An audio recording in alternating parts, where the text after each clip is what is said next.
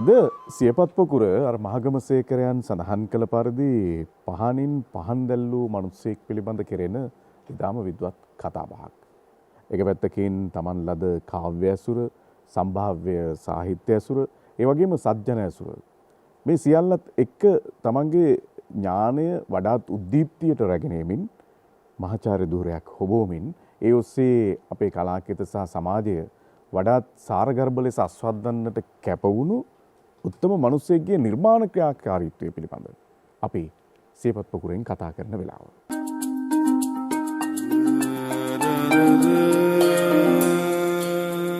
Bus භාවිතය සොපදම් කෝවේ අනන්‍යතාවෙන් නවමු ගැන්වූ ගේය bus පරීක්ෂකයා බුදු පාණ්ඩිත්‍ය දනවනු වස්නුව පාපතුල් දූවිල්ලේ තබනා මානුෂීය භාවයන් පවසනුවස් සරල මත ප්‍රකාශකයා නූතනයෙන් පසු අති නූතනයේත් මනු හැඟීම් පරාසයක් අමුතුවෙන් පදරු ගැන්වීමට ඉඩ නොතැබූ පෙරකල් දුටු පද භාවිතයා ප්‍රනීත් අබේසුන්දර වස නිමට නොකර සුමට කළ අක්ෂර කැටයම් ශිල්පියා. එතුමා ගැන මම මේ කරන සටහන ආරම්භ කරන මම හිතුවේ මහාචාර්ය ප්‍රනීත් අබේසුන්දර මහත්මයාණනි, ඔබේ තාත්තා විමල් අබේසුන්දර පඬිතුමා පිළිබඳ ආචාර්ය පණ්ඩිත් හොරණ වජිරඥාන ස්වාමින් වහන්සේ සටහන් කළා තිබුණු කාරණාවකින්. එතුමා තමන්ගේ මේ සටහනේ ඊටාම අපූර්වට වදන් පෙළක් එකතු කරනවා. මගේ එදා වජිරඥාන හාමුදුරුවෝ තාත්තව හඳුන්වන්න, ඔබේ තාත්තා ඔබේ පියාව හඳුන්වන්න යොදපු වචන පෙළ මම අද මේ වැඩසටහනේ ඉඳගෙන සිටින මහාචාර්ය ප්‍රනීත් අබේසුන්දර මහතා හඳුනන්නටත් යොදනවා. මම හිතනවා මේ පියපුතු සබත්තාවේ ඔස්සේ ඒක ගොඩ නැගිලා තියෙනවා කියලා. අපේ හාමුදුරුවෝ රචනා කරලා තියෙන මෙහෙම. කාව්‍ය රචනාවේ කුසලතාව, උගත්කම, පාණ්ඩිත්‍ය, ප්‍රතිභානය පිළිබඳ දැක් වූ සමත්කම විශිෂ්ටය. ඔහුගේ පිබිදුණු හදවත පිවිතුරුය. සංකල්පනා ගැඹුරුය. ලේඛනය අව්‍යාජය. අරමුණ උසස්ය. බස රසවත්ය. එක් පුද්ගලයෙක් තුළ දක්න ලැබෙන ශක්ති සමූහයකින් පොහොසත්ය.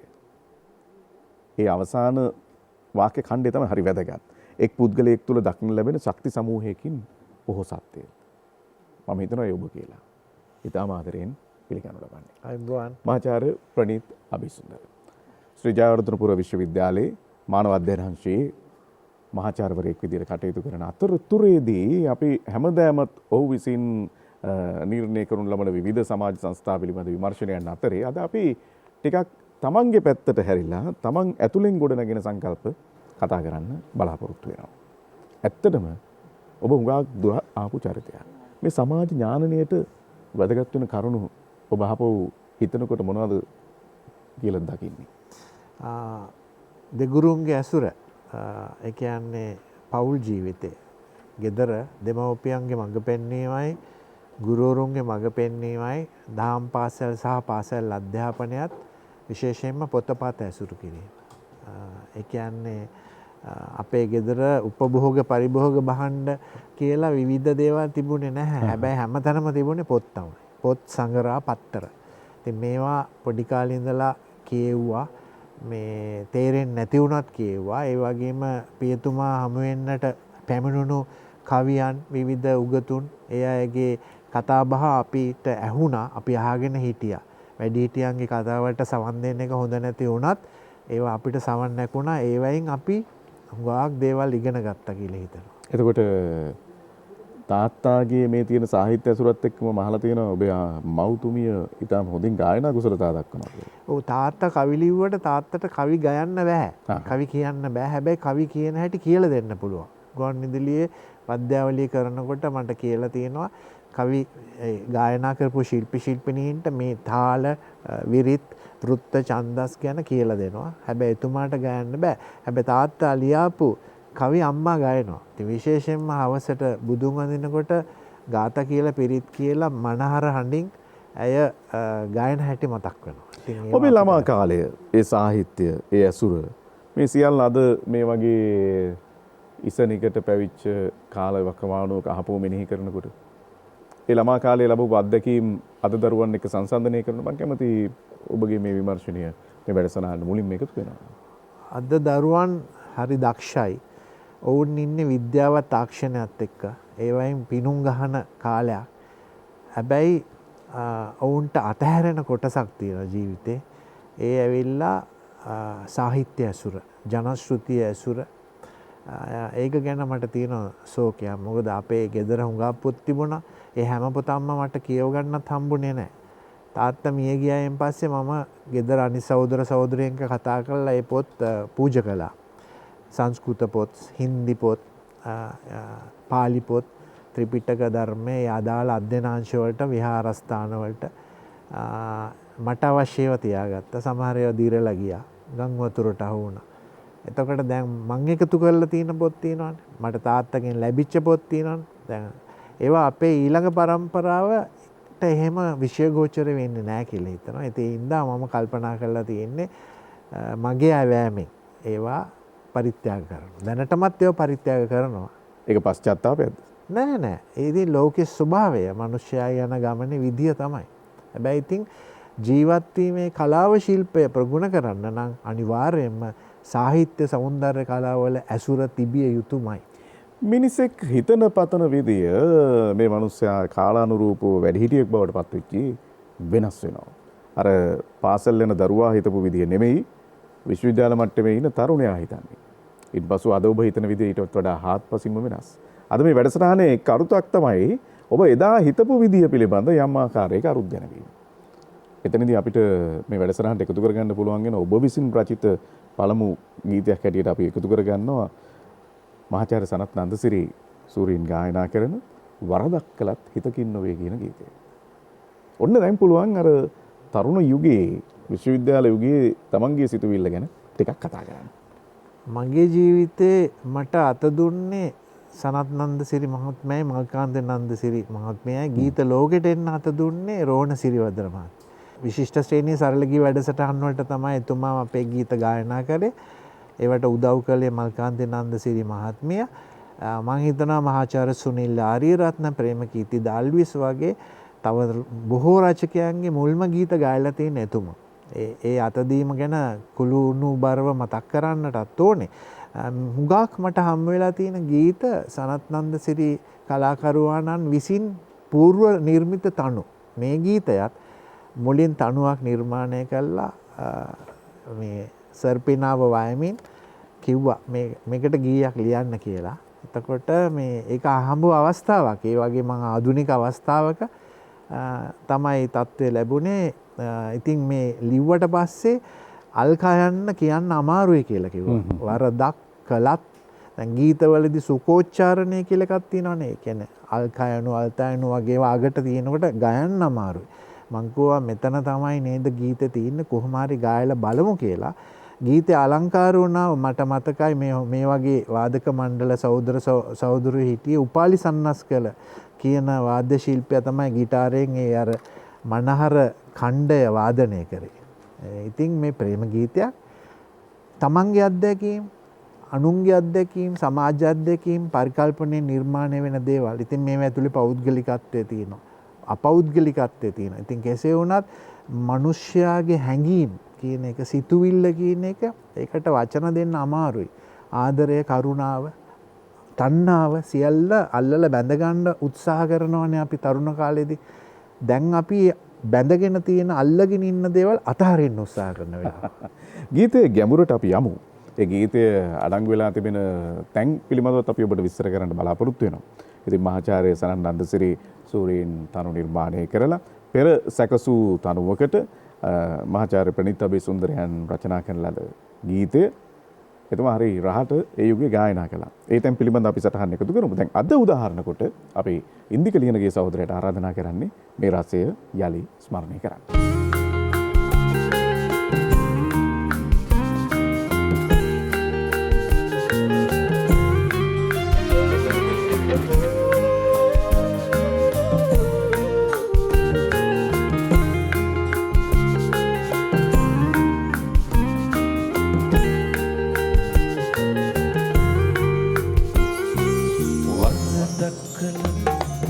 හිතකින් නොවේ විදවන්නේ පල්ගන්නේ ඇයි ඔබ මෙන් ඇය මෙන් ඔබ මට මාගේ ඇස් දෙක වගේ වරදක් කළත් හිතකින් නොවේ විදවන්නේ පල්ගන්නේ ඇයි ඔබ මෙන් ඇය මෙන් ඔබ මට මාගේ ඇස් දෙක වගේ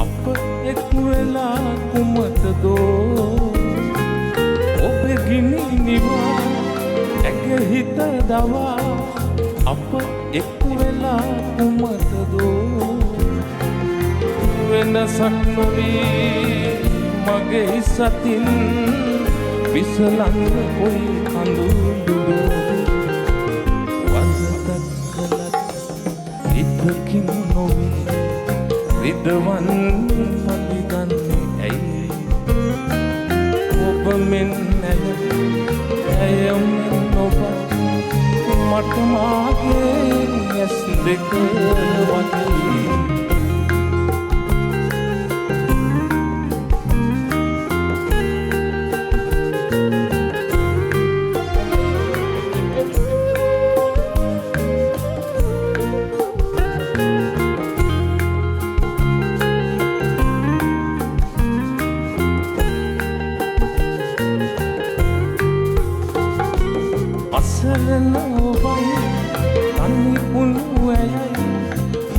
සාප කරයාවිදෝ අසරණ ඔබයි තනි වුණු ඇයි මට සාප කරයාවිදෝ ඔබේ ලෝකයෙන් ඇගේ ලෝකයෙන් සමුගන්න සිදුවේ විදු වරදක් කළ හිතකින් නොවේ විදවන්නේ පලිගන්නේ ඇයි ඔබ මෙන් ඇය මෙන් ඔබ මට මාගේ ඇස් දෙක වගේ වරදක් කළ හිතකින් නොවේ විදවන්නේ පලිගන්නේ ඇයි ඔබ මෙන් ඇය මෙන් ඔබ මට මාගේ ඇස් දෙක වගේ දැන් අපි වරදක් කළත් සිතකින් නොවේ කියන ගීතය රසවින්දා. මහාචාර්ය සනත් නන්දසිරි මහත්මයා ඊටාම රසාලිප්තව ගායනා කරපු මේ ගීතය 80 දශකයේ මුල සිට අපිට ඇහෙන්න ගත්ත ගීතයක්. දැන් මේ මුල් යුගයේ ආපු කැසට් සංස්කෘතියේ ඇත්තටම එතුමා මේ කැසට් පටය නම් කරන්නේත් ශ්‍රී ලංකා ලේබලයේ යටතේ වරදක් කළත් කියලා. ඒක මම හිතනවා ඒක විශේෂ අවස්ථාවක්. මේ කැසට් පාටය තුළ අඩංගු වෙලා තිබෙන ගීත දෙස අපි අවධානය යොමු කළොත් එහෙම ඇත්තටම මේ මම හිතනවා ඒ යුගයේ හැමෝම ඉතාම ආදරයෙන් රසවින්ද ගීත අඩංගු වෙලා තිබෙන ගීත එකතුවක්. දැන් මහාචාර්යතුමාගෙන් මට තිබෙනවා ප්‍රශ්නයක් අහන්න. මේ ගීතය පිළිබඳ රසිකයෝ බොහොම ආදරයෙන් රස විඳිනවා. ඒක හරියි.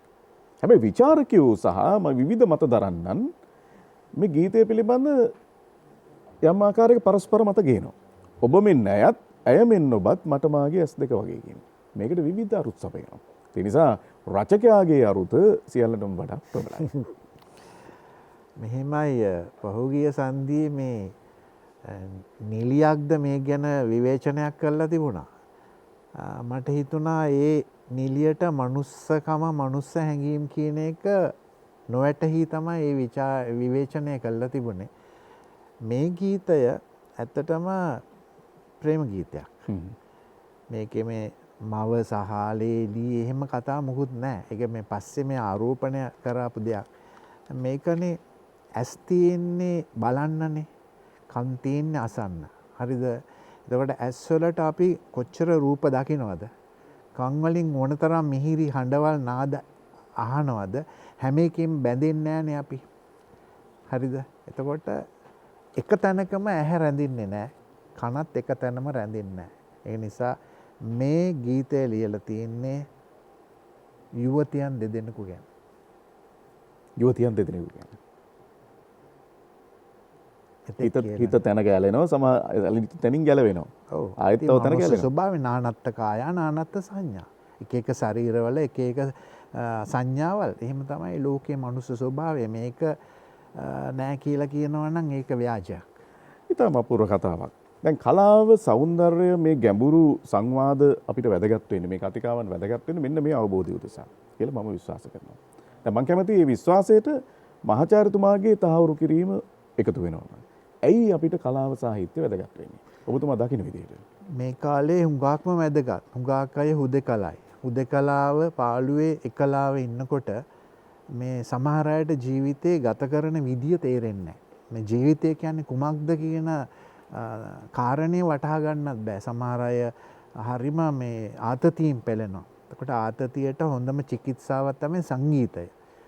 කවියට ආසයි කවි. එතකොට චිත්‍රවලට ආසයි චිත්‍ර.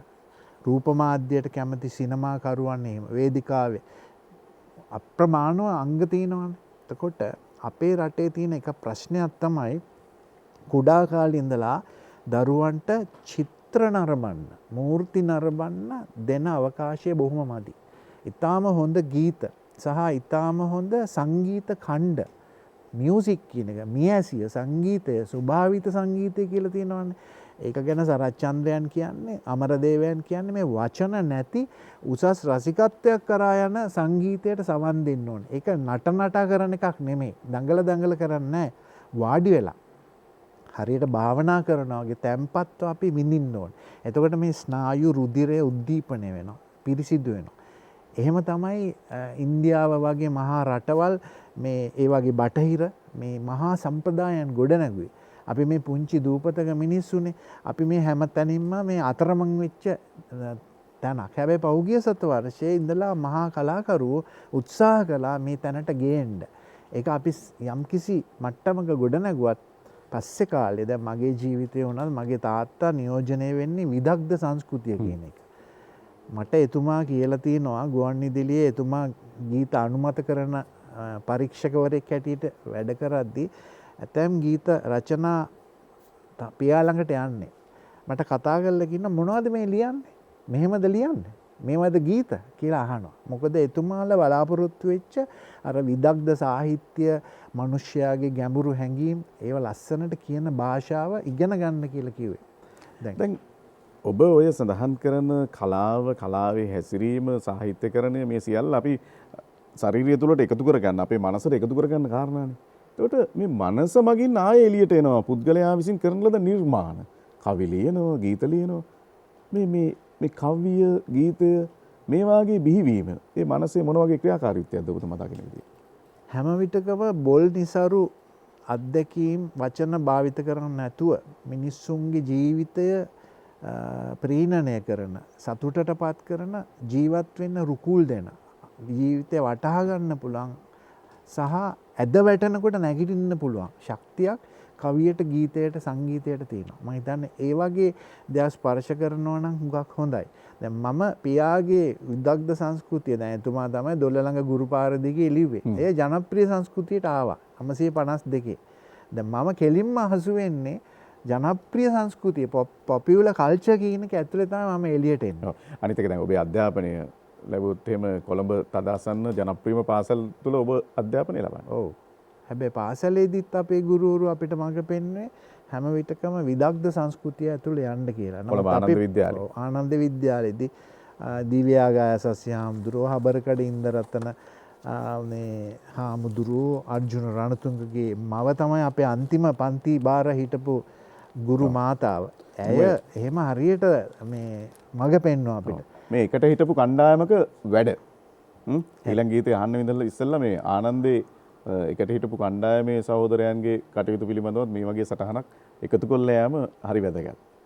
කුමාර සිරිවර්ධන ඇතිඔතන ගෛරික පේරුසිංහ මීරිපැන්න මහත්තයාගේ පුතා පණ්ඩුල ලොකුගේ ඒ කාලේ ඉතින් ඔය ඇවිල්ලා ඩී කීරගලාරච්චි මහත්තයා ඔක ලිව්වා ආතේරු අමරසේන කියන මේ කටුතුමා සිත්සර පත්‍රයේ ඔක පළ කරලා තිබුණා. අපිව දන්නේ නැහැ. ඉතින් අපිට ලැබුණු ශක්තියක් ඒක. ඔකම බොහොම ආදරෙන් මම ආරක්ෂා කරන් ඉන්නේ.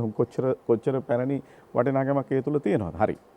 හුඟක් නිර්මාණකරුවෝ තමන්ගේ ගමන් මඟ සාක්ෂාත් කරනකොට ඒ නිර්මාණකරණය ඇතුලේ මිනිසුන්ගේ ආකල්ප සහ මිනිසු හිතන පතන විදිය පිළිබඳ කතා කරන්න හරි ලස්සන ගීත ලිව්වා. ඒ අතරින් කෙනෙක් තමයි ප්‍රණීත් අබේසුන්දර මහත්මයා. ඔහු අසංග ප්‍රේමන්ත පීරිස් කලාකරුවගේ පළවෙනි ගීත එකතුවට එකතු කරන ගීත ටික හරි රහයි. එතනින් එකක් දැන් අසංක ගායනා කරන්න සූදානම්.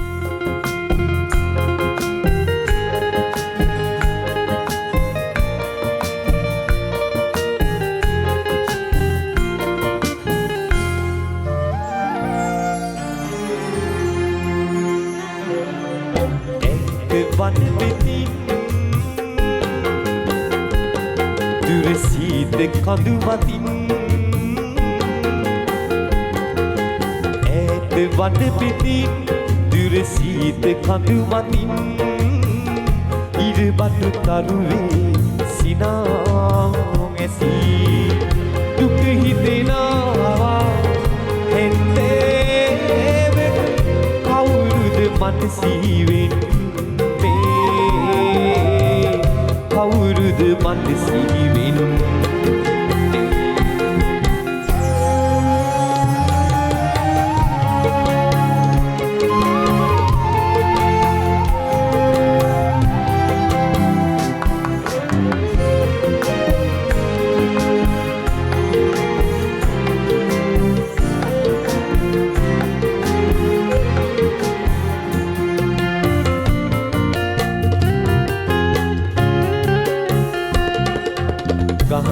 තරුණදී තලයේ පහන් බලා කිර සැඟවී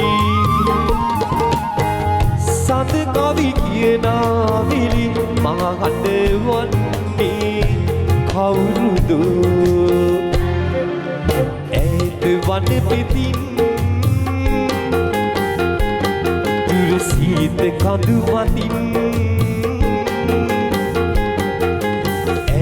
වන පිටින් දුරසීත කඳු මතින් ඉරබඩු තරුවේ සිනා ඇසී දුක හිතෙනවා හෙන්දේවට කවුරුද මට සීවෙන්නේ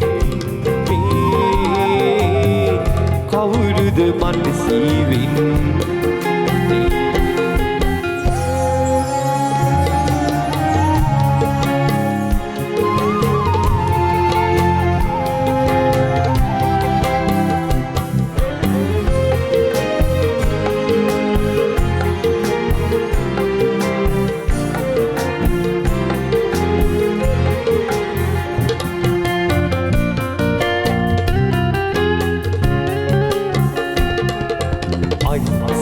හදින් නොකැල නිවුණු පිය වනන් මතකී යුවතියකගේ අතීතයේ මම කොළුවන්නේ කුමටද ඈත වන පිටින් දුරසීත කඳු මතින් වන පිටින් දුරසීත කඳු මතින් ඉරබඩු තරුවේ සිනා ඇසී දුක හිතෙනවා හෙන්දේවට කවුරුද මට සීවෙන්නේ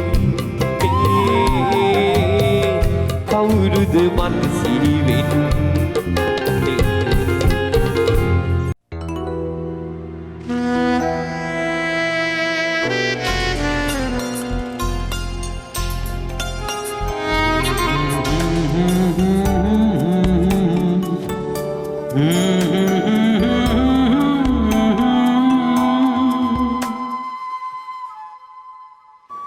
ආචාර්ය ප්‍රනීත් අබේසුන්දර සමගින් අපේ මේ සුන්දර නිමේෂයේ රැඳී සිටින්නේ.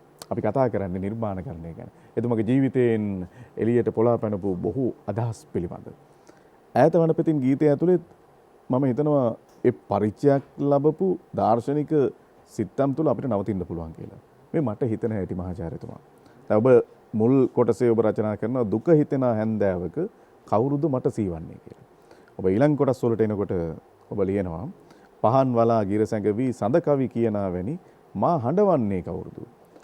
මුලින්ම සිහි වෙනවා. ඒ තුල තමයි විඳීමකට ලක් වෙනවා. ඊට පස්සේ ඔබ ඒ විඳීමෙන් ගැලවෙන්න උත්සාහ කරනවා. යුවතියකගේ අතීතයේ මා ගොළුවන්නේ කුමටද කියලා. මම කැමති මේ සංකල්පනාවේ ආකෘතිය ඔබ චුට්ටක් විස්තර කරනවා. මහින්ද බණ්ඩාරගේ බොහොම ලස්සන සංගීත නිර්මාණයක් කියලාත් අපි මතක් කරනවා. මට අතීතයේ මතක් වෙනවා මෙහෙමයි. විශ්වවිද්‍යාලේ ඉගෙන ගන්න කාලේ තමයි මේ ගීතය රචනා කළේ. සනත් නන්දසිරි කලාකරුවන්ගේ නිවසේ තබ්ලා පන්ති තිබුණානේ. මම නිතර මෙහි යනවා. එතකොට මේ මනෝජ් පීරිස් සොයිරා රංජන් එදිරිසිංහ කියලා තබ්ලා වාදකයෙක් හිටියා. ඒ මල්ලි තමයි මට කිව්වේ අයියේ මේ අලුත් දක්ෂ ළමයෙක් ඉන්නවා කින්දු කියන්න පුළුවන් ගීතයක් දෙකක් ලියලා දෙන්න. ඉතින් ඒ අනුව තමයි ඔය ලියලා දුන්නේ. එතකොට මම හිතන්නේ මේ මූලික ගීතය පටිගත කිරීමේදී මනෝජ් පීරිස් සහෝදරයා වෙන්න ඕනේ මේකට තබ්ලා වාදනය කළේ. ඒක තමයි අදත් ඒ රහට ඒ සැරට ඒ විදිහට තියෙනවා ඒක. ඉතින් මෙහෙමයි අපේ විශ්වවිද්‍යාලයේ විද්‍යෝදය ඉස්සර පස්සේ ශ්‍රී ජයවර්ධනපුර බණ්ඩාරනායක ශාලාව කියලා ශාලාවක් තියෙනවා. අපේ පන්ති කරලා හවස් ජාමේදී බටහිර ආකාශයේ රතු පාටට මේ වර්ණාවලීන් ගැන්වෙනකොට සුදු කොක්කු පේලියක් ගමන් කරනවා. හැමදාම එක වගේමයි. දැන් එතකොට ඕක දිහා බලන අය අතරේ මං විශේෂ කෙනෙක් වෙන්න ඇති. අනිත් අයට ඕක එච්චර දැනෙන්නේ නැහැ. ඒ సౌందර්යය අපි විඳිනවා. එතකොට හවස් වෙලා ඊට පස්සේ විශ්වවිද්‍යාලයෙන් අපි ඉවත් වෙලා ගිහලා දැන් මට ශිෂ්‍යාධාර තිබුණේ නැහැ සූරීර. මහා පොළ මුකුත් නැහැ. මොකද මගේ පියා ගුවන්විදුලියේ සාමාන්‍ය රක්ෂාවක් කරපු කෙනෙක් නිසා ග්‍රාම සේවක මහත්තයාට බැරි වුණා මට මුදල් ලබා දෙන්න. හැබැයි මම පුවත්පතක වැඩ කළා. ඒක ගැන පස්සේ විස්තර කියන්න. එතකොට අම්මා රෝගී වෙලා හිටියේ. ඇයට පපුවේ මාංශය ඇදුණා නිතරම. ඇය මිය ගියෙත් 98 ඒ ප්‍රශ්නේ හින්දා තමයි අවුරුදු 69ක් ජීවත් වෙලා. ඇය ඉතින් පුළුවන් විදිහට බත් එකක් බැඳලා දෙනවා. සමහරලාට අපි එහෙම බත් මේ ආහාර නැතුවත් එනවා. ඉතින් ආපුවම මම කොළඹ ඉගෙන ගත්ත ඉස්සෙල්ලම. කොළඹ විශ්වවිද්‍යාලේ මාස 3ක්. මාස 3ක්. ඔව් ඊට පස්සේ ලීලාරත්න කංකානන්ගේ මහත්තයා තමයි මාව ගත්තේ අපේ විශ්වවිද්‍යාලයට. ඒකට විශේෂ හේතුවක් තිබුණා. අපේ පියාගේ මිතුරෙක් මම ඇත්තටම නන්දසේන රත්නපාල මහාචාර්යතුමාගෙන් තිස්සකාරියවසම් ඒ සූරවීර විමල විජේසූරිය පසු කාලයක සුනිල් ආරියරත්න මහාචාර්යතුමා පැමිණුණා වගේ ඇත්තන්ගෙන් ඉගෙන ගන්න හරි ප්‍රියක් දැක්වුවා. මට කොළඹ විශ්වවිද්‍යාලය තිබුණු සංස්කෘතිකමය පරිසරය වැඩි ඇඟට එච්චර දැනුනේ නැහැ. කොළඹ ඉගෙන ගත්ත කෙනෙක් වුණා. එතකොට මම මේ විශ්වවිද්‍යාලයට ගිහාම මම තනි වෙලා හිටියේ. මොකද කවුරුත් යාළුවොත් නැහැ. නවකවදේ කාලෙත් ඉවර වෙලා මේ පත්තරෙත් වැඩ කරනවා. එතකොට යාළු මිත්‍රයෝ දෙතුන් දෙනෙක් ඇති වුණා. ඒ යාළු ඉහෙලියන් අතර එක ඉහෙලියක් හැම වෙලාවකම මට උදව් කළා. ආහාර පානවලදී සටහන් ලියා ගන්න දේශනවලදී ඒ බොහොම කල්යාණ මිත්‍ර සම්පත්තියක් ගොඩ නැගුණා. මම දන්නේ ඒක ගැඹුරට ගියපු දෙයක්. මට අදටත් ඒක සිහිපත් වෙනවා. දැන් මේ සියල්ලම ඉවර වෙලා උපාධිය ලැබලා මම විශ්වවිද්‍යාලයට පත්වීම ලැබලා ආවට පස්සෙත් මට මේ යනකොට දැන් සුනිල් ආරියරත්න මහත්තයා අඹගස්සයට මල් පිපිලා කියලා මේ ගීතය ලියලා තිබුණානේ. ඒ අඹගස් පේලිය තාම තියෙනවා. දැන් ඒ බංකු අඩපණ වෙලා ඒවයි වාඩි වෙලා අපි කතාබස් කරනවා ජීවිතය ගැන. එතකොට මේ අතීතයේ ඇතුලේ තමයි මේ කතන්දරේ ගෙතෙන්නේ. ඒ අතීත ස්මරණය තමයි කල්යාණ මිත්‍ර සම්පත්තියට පිදුමක් තමයි මේ ගීතය. මොන තරම් වටිනවද? දැන් ඔබේ විශ්වවිද්‍යාල ජීවිතය. ඔබ නිකන් හිටියේ නෑ විශ්වවිද්‍යාලේ. ඔබට හිටියා බොහොම සත්ජන ඇසුරක් විශ්වවිද්‍යාලය තුලම. ඔබලා අලුත් නිර්මාණ බිහි කරන්න උත්සාහ කළා ඒ කාලය ඇතුළත. මම හිතනවා ඒ යුගයේ කරන ලද සාහිත්‍ය ගවේෂණයන් සහ නිර්මාණයන් පිළිබඳ අපි මෙතනදී චුට්ටක් කතා කරන්න ඕනේ. අපි මගේ මිත්‍රයෙක් රංජිත් පල්ලියේ පිටිය එක්කෙනෙක් හිටියා සනත් වීරවර්ධන කියලා. ඔහු අකාලේ මිය ගියා 150 නසාගෙන අනුරාධපුරේ. ප්‍රේම සම්බන්ධයක් නිසා අපි දෙතුන්නෙක් එකතු වෙලා විජිත වෙලගෙදර අපි ප්‍රතිභා පදනම කියලා එකක් දියත් කළා. අපිට උදව් කරා කරුණාසේන කොඩිතෝක්කු මහත්තයා, ධර්මසිරි ගමගේ මහත්මයා පිටින්, ස්වර්ණශ්‍රී බණ්ඩාර මහත්තයා අනුරාධපුරේ. එතකොට අපි මුලින්ම අපේ තාත්තා හුඟක් උදව් කරා ඒ වැඩවලදී. අමරදේව ප්‍රතිසංවේදය, මහගමසේකර කෘතිය, ජී.බී. සේනානායක ප්‍රභාෂණය මේ පොත් කළා රත්තරන් පදක්කමක් දුන්න අමරදේවයන්ට. ශ්‍රී ලංකා පදනම් ආයතනයේ එම ගීතය ලිව්වේ අපේ තාත්තා. පියුෂවාණි කියන ගීතය ගැයුවේ සනත් අයියා. මහාචාර්ය සනත් නන්දසිරි කලාකරුවා තමයි එදා ඒ පිදුම ගායනා කළේ. මට අදටත් මතකයි. හරි සුන්දර අතීතයක් තිබුණා ඔය පොත් ඔය එස්.එස්. සරත් මහත්තයාගේ මේක තමයි මුල් මුල්ම කෘතිය. මේ ඊට පස්සේ ගොඩගේ සමාගම විසින් නිර්මිත කෘතිය. ඉතින් මේ දෙකත් එක්කම මම කැමති යන්න මේ ජී.බී. සේනානායක ප්‍රභාෂණය පිළිබඳව. ජී.බී. සේනානායක ලේඛකයාණන් අන්ධ වෙලා හිටියේ. අපි එතුමාව කැඳවගෙන ඇවිල්ලා විශ්වවිද්‍යාලයට පදනම් ආයතනයේ උත්සවයේ තිබුණේ. ඔය පොත කරලා ඊට පස්සේ රන් පදක්කමක් දුන්නා. එතුමා කඳුළු සැලුවා. එතුමා හරි අමුතු චරිතයක්. ඉතින් ඒ වගේ දේවල් කරන්න අපිට අපේ ගුරුවරුන්ගෙන් විශාල මඟ පෙන්වීමක් ලැබුණා. ඒ කාලේ ඉතින් පයින් යන්නේ සල්ලි නැහැ. මම බොරැල්ලට ඇවිල්ලා තිනවා දෙතුන් ගමන විශ්වවිද්‍යාල වැඩ කරලා පයින් බස් එකේ ඉන්න සල්ලි නැතුව. දැන් ඔය විශ්වවිද්‍යාලේ තිබුණානේ එක කණ්ඩායම්. ඔයගේ තියෙන හොඳ ළමයා කණ්ඩායම, ඒකට තව විවිධ ක්‍රීඩාංශ වලට එහෙම කියලා. දැන් ඔබගේ කණ්ඩායම උනේ කුමක්ද? අපි හුඟක් වෙලාවට හිටියේ සාහිත්‍ය කලා කට්ටියත් එක්ක තමයි. ක්‍රීඩා කරන්න ගියේ නෑ. මං ඉස්කෝලේ ඉඳන් ක්‍රීඩා කළා.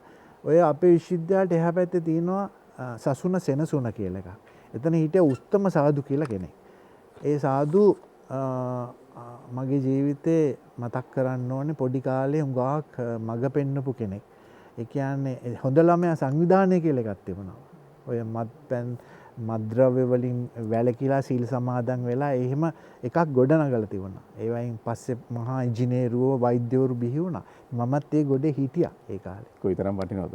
දිගින් දිගටම මහාචාර්ය සනත් නන්දසිරිගේ නිර්මාණවලට ප්‍රණීත් අබේසුන්දර මහත්තයාගේ දායකත්වය එකතු වෙනවා.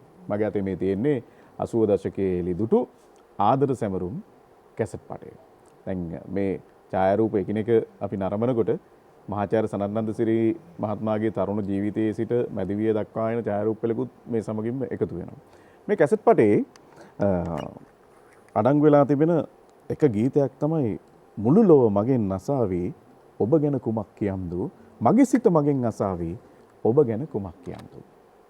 මට මාහමුණා මටද මාහමුණා වගේ කතාව අපි කියමු. අපි මහාචාර්ය සනත් නන්දසිරි මහත්මයා වෙනුවෙන් අනුරාධා නන්දසිරි දියණියට අපි ආරාධනා කරමු මේ ගීතය ගායනා කරන්න. ඊට පස්සේ අපි මේ පිළිබඳ සටහනක් එකතු කරමු.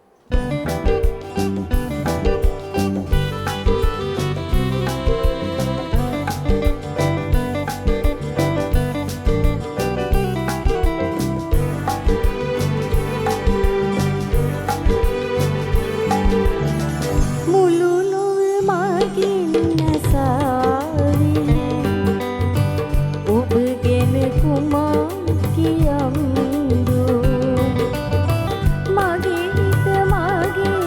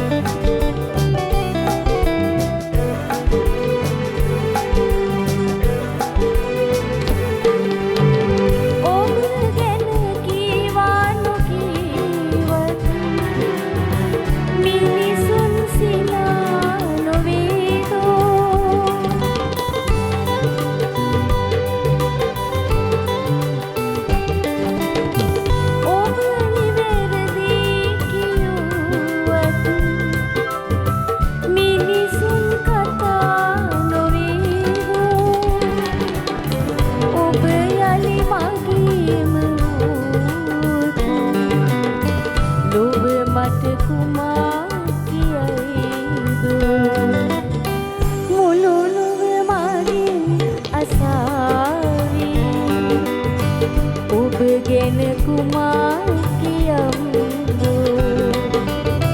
මගේ හිත මගින් අසාවි ඔබ ගැන කුමා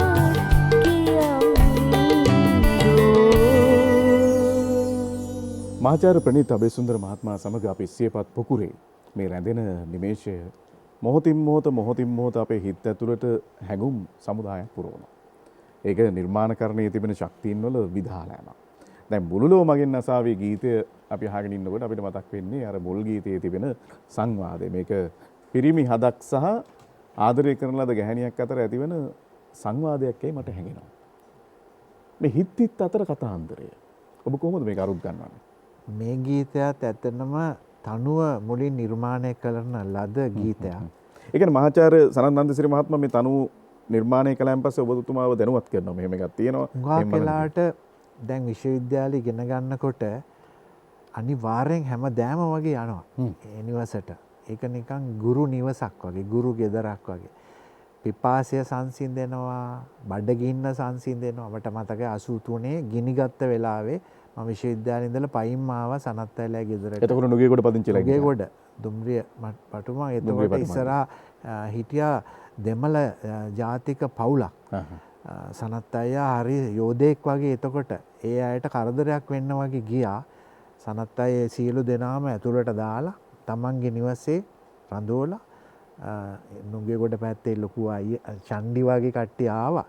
කිසි දෙයක් කරන්න දුන්නේ. මමත් ඒ අත්දැකීම වින්ද. ඒ වගේ එතුමාගේ නිවසේ මල්කාන්තයක් කළා හැම හරියට සත්තුන්ට කන්න දෙන ආගන්තුක සත්කා දැන් කුණු ගෙන යන්න එන සහෝදරයන්ට පවා බීම වීදුරුවක් කේක් කෑල්ලක් පාන් කෑල්ලක් දෙන ගේ. ඉතින් ඒක තමයි අවශ්‍ය. ඒක තමයි ඒ කලාකරුවන් වෙතින් දැක්වෙන මනුෂ්‍යත්වයේ ආදරය කියන්නේ ඒකයි. මොකද මල්කාන්ත නන්සිරි මහත්මිය නියෝජනය කරේ එතුමියගේ පියා හොඳ ලේඛකයෙක් කතෝලික කිතුණු සංස්කෘතියේ ඒ සංස්කෘතිය සනත් නන්දසිරි මහත්මයා බෞද්ධ සංස්කෘතිය.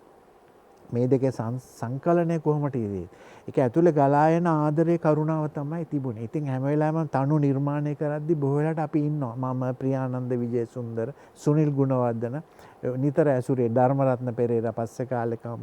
ඉතින් ගොඩක් කලාකරුවෝ එනවා. අපි හරි සුන්දරයි. ඒවා ජීවිතේ බෙදා ගන්නවා.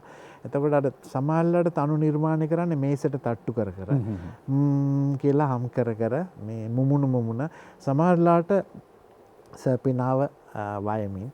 එතකොට දැන් මේ තනුව නිර්මාණය කළා මට කිව්වා මල්ලි මේකට වචන ලියන්න කියලා. එතකොට දැන් මේක අභියෝගයක්නේ. දැන් හුඟක් අය කැමති නෑ ඇත්තටම පූර්ව නිර්මිත තනු වලට ලියන්න කොටු වෙන හින්දා. හරිම දක්ෂයෝ හිටියා ලංකාවේ අජන්ත රණසිංහ මතක් කරන්න. ප්‍රේමකීර්ති දල්ලි සපුතන්ත්‍රි මේ වගේ කීප දෙනෙක් බන්දුලත් ලියලා තියෙනවා. දැන් එක අවස්ථාවක මට මතකයි සුනිල් ආරියරත්න මහාචාර්යතුමාට මට තනුවක් දුන්න සනත් අයියා ගිහිල්ලා මේකට සින්දුවක් ලියෝගෙන එන්න කියලා. නමුත් එතුමාට කරන්න බැරි වුණා ඒ වැඩේ. මොකද අවස්ථාව නැහැ කාර්යබහුල වෙලා. දැන් රෙකෝඩින් එකේදී ශබ්දාගාරයේදී නුගේගොඩ සනත් අයියා මට කිව්වා මල්ලි ඔයා ලියන්න කියලා. විනාඩි 5න් වගේ ලිව්වේ. ඒක තමයි තුම්මන් හන්දිය කියන ගීතය. එතකොට ඒ වගේ අභියෝග එනවා. මේ මුළු ලොවත් එහෙමයි. එතකොට මේ ගීතයේ තියෙන මේ රස ආවේශය ආදරය පිළිබඳ කාරණය ප්‍රිය සමාගම මිත්‍රත්වය කාරුණික භාවය සියල්ලම රැඳිලා එන අත්දැකීමක් තියෙන මගේම අත්දැකීම් තමයි මේ ගීතයට පදනම් වුණේ. හිත් අතර මේ වගේ සංසන්දනයක් කරන්න මොන වගේ හැකියාවක් තියෙනවා? මේ කතාව ඇතරේ තුම්මන් හන්දිය ඇදලා ගත්තේ පෙන්නන්න. මේ තමයි සනත් නන්දසිරි මහත්මයාගේ තුම්මන් හන්දිය කැසට් පටය. ඒතර හිතන්න මේ කැසට් පට වලට නම් යෙදීම. දැන් අපි පෙන්නපු කැසට් පට කීපයකම නම් යෙදලා තිබෙන්නේ ඔබේ ගීත නමයි. මේක වාසනාවක් ඒක. ඒක වාසනාවක්. අනිත් එක ඔය යුගයේ අපේ තාත්තලත් අපට කියලා තිබ්බේ මේ රට ජාති ආගම භාෂාව මේ ගුණධර්ම ගැන බුදුන් වහන්සේලා වහන්සේ ගැන එහෙම ලියද්දි මේ මුදල් කියන ඒවා නෙමෙයි වැදගත් වෙන්නේ. නිර්මාණය. ඒ ඇත්තන්ගෙත් තිබුණේ ඒක සනත් අයලාගේ ඇසුරෙත් අපිට තිබුණේ ඒක. දැන් ඔබතුමන්ලාගේ විෂයපතයත් එක්ක විශ්වවිද්‍යාලේ ඉගෙන ගන්න කාලේ දැන් අපිත් ගුරු කොටගත් මහාචාර්ය නන්දසේන රත්නපාල වැනි වියතුන් හුඟක් වෙලාවට මේ පොදු ජන සමාජයේ තිබෙන මිනිසුන් සමග ඇසුරු වෙච්ච උදවිය. එතකොට මේ මිනිසුන්ගේ දුක හොඳින්ම හඳුනාගත්තා. ඒ කොහොමද ඔබේ නිර්මාණ වලට ඔබ එකතු කරගෙන තිබෙන්නේ? ගුරු ගෝල ඇසුරින්. ඇත්ත වශයෙන්ම කුඩා කාලේ උන්චිම කාලේ ගුවා සැප සම්පත්තින්ද පවුලක් අපේ තාත්තා. පස්සේ මැද්දේදී අපේ ජීවිත ලොකු කඩා වෙන වැටෙනවා. පියාණන්ගේ ඒ ඇතිවෙච්ච ආර්ථික ප්‍රශ්නත් එක්ක ගෙවල් මාරු වෙනවා. ගෙවල් කුලියට 3-4කට ගිහිල්ලා ගොඩක් දුක් විඳිනවා. මව් ලෙඩ වෙනවා. එතකොට මල්ලිලා දෙන්නයි මමයි නංගි එක මල්ලි කෙනෙක් මැරුණා. එතකොට මේ වාගේ දේවල් එක්ක තමයි ඉස්කෝලේ ගියේ. හැබැයි ඉස්කෝලේදී ආනන්දෙදී අපිට මෙහෙම ඉලක්කයක් තිබුණේ මාව ධාරාවට කෙලිම වැටුනේ විද්‍යාව කරන්න. හැබැයි මං අතරමං වුණා. මට විද්‍යාව කියන එක දිරෝ ගන්න බෑ. ඇඟේ තියෙන්නෙම සිංහල භාෂාව, සිංහල සාහිත්‍ය, බුද්ධ ධර්මයේ මේ වගේ දේවල් එක්ක. එතකොට මම මුලදී අපොස සාමාන්‍ය පෙළ සාමාන්‍යයෙන් සමත් වෙනවා. ඉහළට යන්න සමත් වෙන්නේ නැහැ. ඊට පස්සේ ආනන්ද විද්‍යාලයට මාව ගත්තෙත් මං පාසල් කීපයකටම ගිහිල්ලා තියෙනවා. සෝරි කිව්වට කමන්නද දන්නේ නැහැ. කේරි විද්‍යාලය, පහළ බාලාංශය, නාලන්ද විද්‍යාලය. ඊට පස්සේ 3 පන්තියට මට යන්න අවස්ථාව ලැබුණේ පාලිත පෙරේරා කියලා ඉන්නේ ක්‍රිකට් අපේ ප්‍රවීණ මාධ්‍යවේදියා. අයියා අපේ ගුවන්විදුලියේ තාත්තත් එක්ක වැඩ කරලා තියෙනවා. එතුමාට තමයි ඒ සේවකයෙක් කියලා තියෙනවා මේ විමල් අයියාගේ පුතාට ඉස්කෝලයක් හොයලා දෙන්න කියලා. මොකද නාලන්දෙත් මං එහෙම වෙවි හිටියේ. එතුමා තමයි ආනන්ද එතුමාගේ සහෝදරිය හිටියා අනුලා රංකපුගේ ගුරු මාතාවට කියලා කර්නල් රාජපක්ෂට කියලා මාව අරගෙන තියෙනවා. ඒ කාලේ මේ පාසලකට යන්න මුදල් හදල් තෑගි ඒව නැහැ.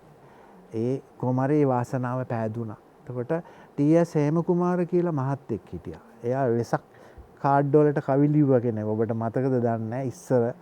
එතුමාගේ ගෙදර මාලිගා කන්ද පාරේ එතුමාගේ ගෙදර ලිපිනේ තමයි මාව ආනන්දයට ලියාපදිංචි කරන්න දාලා තියෙන්නේ. අදරත් මගේ රිපෝට් එකේ වාර්තා පොතේ තියෙන්නේ දෙවනි මාලිගා කන්ද පටුමාගේ ඒ ලිපින. ඒ වගේ ගොඩක් අය උදව් කරා. එස් ගොඩගේ මහත්තයා උදව් කරා. මල්ලිව අපේ ඉස්කෝලේට දාගන්න. එතුමාගේ සාප්පුවේ තමයි ඇඩ්‍රස් එක තියෙන්නේ. ඉතින් එහෙම ඒ මනුස්ස සම්බන්ධකම් අත්දැකීම් පොතපතෙන් එන ඒවා තමයි ගීතවලටත් එන්නේ. ඉතින් මේ ගීතත් ඒ වගේ තමයි. හැබැයි ඒවා ඇතුළට දාර්ශනික චින්තාවන් පිවිසවන්න නම් ගැඹුරු සාහිත්‍ය කියවන්න ඕන. විශේෂයෙන්ම බෞද්ධ දර්ශනයෙන් පිට මට යන්න අමාරුයි. මම මාක්ස්වාදයේ පැත්තට ගියේ නෑ. නමුත් බෞද්ධ දර්ශනය හුඟක් කැමැත්තෙන් ඉගෙන ගනිමින් ඉන්නවා. එදත් එහෙමයි, අදත් එහෙමයි. මාක්ස් කියන්නේ දර්ශනයක් එක පැත්තකින්, බෞද්ධ කියන්නේත් ඒ වගේම දර්ශනයක්. මේ දෙකේ එකතුව හරි වැදගත්. ඔබේ නිර්මාණ ජීවිතයේ මීළඟ ගීතයට කලින් පැහැදිලි වෙනසක් වෙන එක තැනක් තමයි ධර්මසිරි ගමගේ සූරයෙන් මුණ ගැසීම යොවුන් පහන්වට. ඔව්. මම හිතනවා ලංකාවේ හිටපු හොඳම අංකුර කලාකරුවන් ටික එකට එකතු වෙච්ච තැන. ඒ අත්දැකීම ගැන අපි චුට්ටක් කතා කරමු. ධර්මසිරි ගමගේ මහත්මයා මට අඳුන්වලා දුන්නේ දැන් එතුමා අපේ පියාණන්ගේ මිතුරෙක් රංජිත් පල්ලියපිටිය. එතකොට මාව ලේක් හවුස් ආයතනයට ගෙනෙච්ච පාසල ඉගෙන ගන්නකොට එහිදී මට හමු වුණා පර්සි ජයමාන්න, එඩ්වින් ආරියදාස මහත්, සෝමිර සේනානායක මේ අය හමු වුණා. ධර්මසිරි ගමගේ මහත්මයා යෝන් ජනතා පුවත්පත පටන් අරගෙන ගාක් ලිපි ගොඩක් දුන්නා. මේවයි හොඳ කවි තෝරලා දෙන්න. මේ ගොඩේ තියෙනවා කෙටි කතා කියවලා හොඳ කෙටි කතා තෝරලා දෙන්න. එතකොට ඒ ලැබපු අත්දැකීමත් එක්ක සරත් විජේසූරිය හිටියා, රංජිත් පල්ලියපිටිය, තවත් හුඟක් අය හිටියා. සුනන්දා රණසිංහ මට මතක් වෙනවා, ස්වර්ණලතා බණ්ඩාරනායක පස්සේ කාලෙක කවි ලියපු කෙටි කතා ලියපු පතාක යෝධයෝ ගොනු යමුනා මාලනී පෙරේරා මේ අය හිටියා. එතකොට රත්නශ්‍රී එවනවා ලිපි ලේඛන මට මතකයි. ඒ ඇසුරෙන් ලොකු පන්නරයක් ලැබුණා. එතකොට අපිට තරුණ කාලේ අරියාදු තිබුණා හරියට. මටත් කුරිරුකම් වුණා යම් යම් තැන්වලදී. ගමගේ මහත්මයා බොහොම ශාන්ත දාන්ත පුද්ගලෙක්. එතුමා අපිව නිවනවා. එතුමාගෙන් දැක්ක විශේෂ ගුණයක් තමයි එතුමාගේ පිය බිරිඳ සීතා මැතිනිය රෝගීව අවුරුදු 8ක් හිටියා එක තැන. තාත්තා කෙනෙක් කොහොමද දරුවෙක් බලාගන්න ඒ වගේ කවල පොවල නාවල මම දැක්කේ සෙනෙහස, ඒ මව්වත් ගුණය අපිට දැනුණා. මොකද අපි ඒ ගෙදරට ගියාම සනත්යලා ගෙදර ගියා වගේ තමයි. අතිථි සත්කාරය කියන එක තියෙනවා. ඒ කියන්නේ කොච්චර අමාරුකම් තිබුණත් ඒක දීලා කන්න දීලා පාන් ගෙනල්ලා දීලා මොනවා හරි කරලා හැබැයි හැමතැනදීම සාහිත්‍යයට යොමු කරා. මෙන්න මේවා කියවන්න, මේ පොත් කියවන්න, අහවලාව හම්බෙලා ලිපියක් ලියාගෙන එන්න. ওই විදිහට තමයි ඉතින් පෝෂණය ලැබුවේ. මේ ගීතය ටිකක් වෙනස්. මිල්ටන් මල්ලවාරච්චිගේ පසු කාලීන ශ්‍රී ලංකා ලේබල් කැසට් අතරේ ඔය වීණා කියලා කැසට් එකක් ආවා. ඒ සඳහන් වෙලා තිබුණා මේ පාළු මාවතේ නැවතිලා මීදුම් හිමේ ගුලි වෙලා ඈ මා දිහා නෙතුවකින් බලා දැස වීදලා හිසනවා. හරි ලස්සන ගීතයක්. මිල්ටන් මල්ලවාරච්චිගේ හඳුනා ගැනීමත් සටහනක් එකතු කරලා අපි ගීතේ විඳින්න මේ අවස්ථාව. මෙහිදී මතක් වෙනවා කුල්වරත්න ආර්යවංශ සොයුරා. ඒ අයියා කුලේ අයියා තමයි මට කිව්වේ. එතකොට ඒ අය හරියට අත දෙනවා මේ ගීත ලියන්න. ඒ දේවල්වලදී මට මතක සරත් අල්විස් සංගීතඥයාගේ ගීයකට තමයි තනුවකට තමයි මේ ගීතය රචනා කරේ. ඉතින් ප්‍රේමයක ඇතිවෙච්ච මෙලඩි එකක් තනුවක් නිසා මට ඒ සුමට වචන පැමිණුණා. ඉතින් පරිකල්පනයයි සත්‍ය අත්දැකීම් මේ ඔක්කොම මුහු වෙලා තමයි මේ ගීතය නිර්මාණය. තව ගීතයක් ආවා මේ කැසට් පටේම කාගේ දූ ආරාධනා. කාගේ දූ ආයතන. එදා තමයි මම මිල්ටන් මල්ලවආරච්චි මේ කියන කලාකරුවා දුටුවේ. එතුමාගේ විශේෂ ලක්ෂණයක් තියෙනවා. මේ වේදිකාවේ ප්‍රසංග වේදිකාවේ වුණත් මේ දඟලන්නේ නැහැ. නටන්නේ නැහැ. මයික් එක ගත්තා කිව්වා. මේ නේ වැඩි මුකුත් මේව නැහැ. මුද්‍රාවල් නැහැ. බලාගත්තා කිව්වා. හැබැයි ඒ ගීතය තුල අපි තාමත් අදත් ඒ රස භාව පූර්ණත්වය තුල අපි ඉන්නවා. අපි දැන් උදාහරණ කොට මේ ගීතය ගායනා කරන්න ආරාධනා කරමු.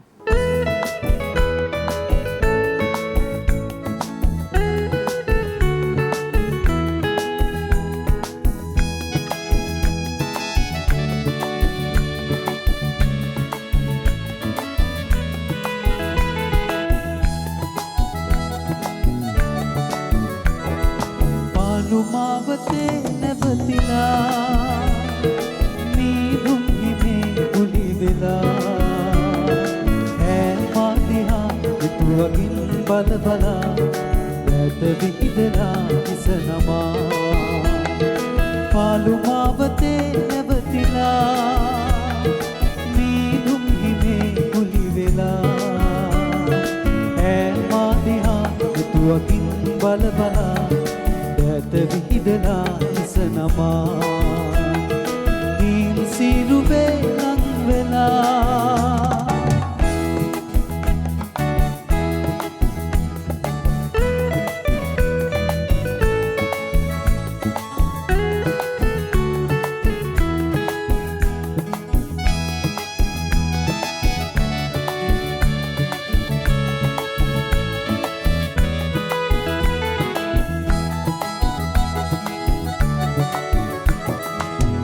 උණුසුම් වීදි පුරා මා ඔබ රැවානේ ආදරයෙන් තනි වෙලා නෑ කවදා හෝ මේ භවයේදී නෑ කවදා හෝ මේ භවයේදී මග කඩින් පැන ගියේ මග කඩින් පැන ගියේ පාළු මාවතේ නැවතිලා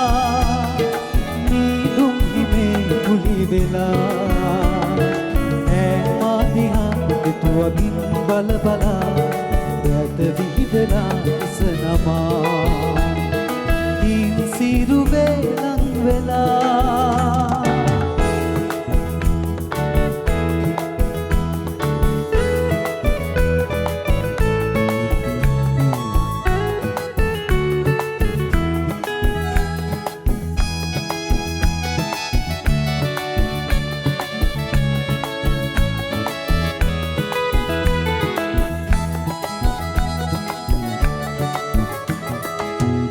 සසල වනරනේ නෑ සීතල දුනේ මා ළඟ ඈ සිටි නිසා පුන් සඳ පායා පාර කියුණා පුන් සඳ පායා පාර කියුණා දෙවියන් අඩවියේ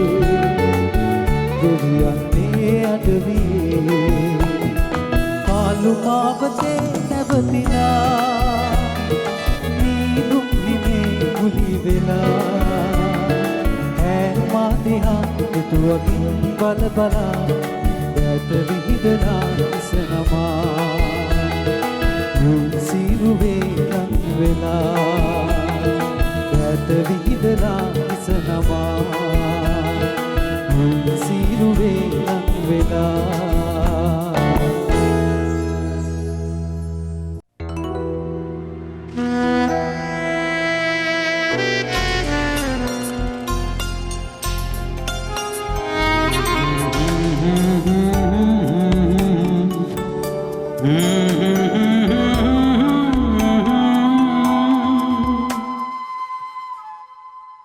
පාළු මාවතේ නැවතිලා හරිම ලස්සන ගීතයක් අපි රසවින්ද විශේෂයෙන් ඒ තරු නිර්මාණයේ තියෙන ප්‍රබලත්වය අපි මේ වැඩසටහනේ ගීත රසවින්දමින් සිටින අතරතුරේ මෙනෙහි කළා සරත් දියල්විස්ගේ කොයිතරම් වටිනවද අපි මේ කතාවේ ආපස්සට චුට්ටක් යන් අර පුවත්පත් කලාව යෝන් පහන් වැට එතකොට යෝන් ජනතා පත්තරය ඔබ නව යුගයටත් ලියනවා ඔව් පර්සි ජයමාන්න එඩ්වින් ආරිදාස සෝමවීර සේනානායක අමතක වෙන්නේ නව මගක් ගත් පුවත්පතක් ඒ කාලෙත් මට අවස්ථාව ලැබුණා වාසනාවට ඉස්කෝලේ යන කාලේ. ඔව්. හරි පිරිච්ච පත්තරයක් ඒ කාලේ නව යුගය කියන්නේ. උගහක් කරුණු එකතු කරගන්න පුළුවන්කම ලැබෙනවා. හැබැයි ඊට පස්සේ ඔබ එකතු වෙනවා මේ තාරුණ්‍ය වෙනුවෙන් රචනා වෙච්ච. ඔකට ඒ කාලේ නමක් පාවිච්චි කළා මේ මල් පත්තර කලාව කියලා. ඔව්. හැබැයි මම මේක යම් ආකාරයක ඒක අව탁සීරු කරනවා නෙමෙයි. මගේ තක්සීරු අනුව අද තරුණයා අගාධයට වැටෙන්න ඉස්සෙල්ලා තිබ්බ අවසාන බැම්ම තමයි ඔය ඒ කාලේ ආපු කුමරි යුවති වගේ පත්තර. තරුණයන් බොහොම ලස්සනට ආමන්ත්‍රණය කළා. ඔබ එතන හිටියා. කරුණාසේන ජයලත් කියන ලේඛකයා ගොළු හදවත ලිව්වම ඔහුට විශ්වවිද්‍යාල වලින් පහර වැදුනා. 25000කට වඩා විකුණලා තියෙනවා ඒ කාලේ පොත්. පස්සේ ඒ කතාව ලෙස්ටර් ජේම්ස් පීරිස් මහත්මයා සිනමාවකට නැගුවා සම්භාව්‍ය.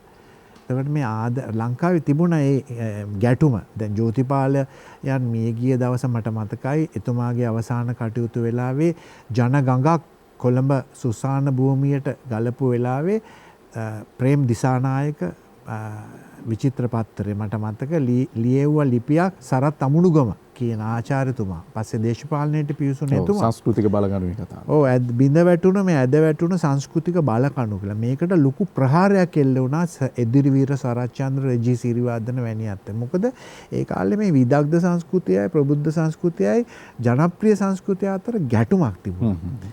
නමුත් දැන් මම නියෝජනය වෙන්නෙම ජනප්‍රිය සංස්කෘතියත් එක්කම තමයි. කුමරි පත්‍රය බද්දුල පද්ම කුමාර මේ කතුතුමා අත දුන්නේ අපිට. මම පද්ම කුමාර සිරිවර්ධන ධර්මරත්න පෙරේරා චන්ද්‍රා වීරසිංහ ඔය වගේ හිටියා උපාලි වීරවර්ධන චිත්‍ර ඇන්දල් ඒ කාලේ චිත්‍ර කතා හැම හරි ලස්සන ඒවා තිබුණා. ජැක්සන් ඇන්තනීලා මේ පැත්තෙන් අඳිනවා. සේනක ටයිටල්ස් මතක් වෙනවා මට. එතකොට මේ පුවත්පතේ ලිපි ලියන්න අවස්ථාව ලැබුණා ඉස්කෝලේ යන කාලේ. ඊට පස්සේ ලිපි දුන්න අවස්ථාව කතන්දර ලිව්වා. දයාබර පුංචි කෙල්ලේ දේවදාර ගස් අතරින් ආයිබුවන් මගේ ඩොල්පින් පැටි ඔය වගේ සුදුනාංගි මේවා ජනප්‍රිය වුණා. ගීතත් ලියුණා ඊට පස්සේ. ඒ ආශ්‍රයෙන් මම විශ්වවිද්‍යාලයට ගියාට පස්සේ මට දැන් ලේබලයක් වැටුණා. මේ බොළඳ දේවල් මල් පත්තර කියලා. එතකොට නමුත් ඒ தত্ত্বය වෙනස් වුණා අපි අමරදේවයන්ගේ ගැන කරපු ඒ වැඩසටහන් වලදී මිනිස්සු තේරුම් ගත්ත ඒ කාලේ හිටපු ශිෂ්‍යෝ මේ නිකන් බොළඳ નિසරු දේවල් කරන කෙනෙක් නෙමෙයි කියලා මට ඊට පස්සේ අත දුන්නා. හැබැයි මට බඳුල අයියව මතක් වෙනවා ගොඩක් අපට උපකාර කළා. ඒ කාලේ එකම දෙයක් අසභ්‍ය දේවල් ලියලා නැහැ අපි. අශිෂ්ට අසභ්‍ය අශ්ලීල දේවල් නැහැ. දැන් කාලේ ගොඩක් මේ පොනෝග්‍රැෆිත් එක්ක ගොඩක් යනවා දැන් නව මාධ්‍යත් එක්ක. ඒකත් මම සමාජ විද්‍යා මානව විද්‍යාව ඉගෙන ගන්න කෙනෙක් හැටියට ඒක පිරිහෙලා කතා කරන්නේ මම ඒකේ තියෙන කුණුහරුප බැනුම් කියන ඒවා අපි ඉගෙන ගන්න දේවල්. එතකොට ඒකයි සමාජ අවශ්‍යතාවයක්.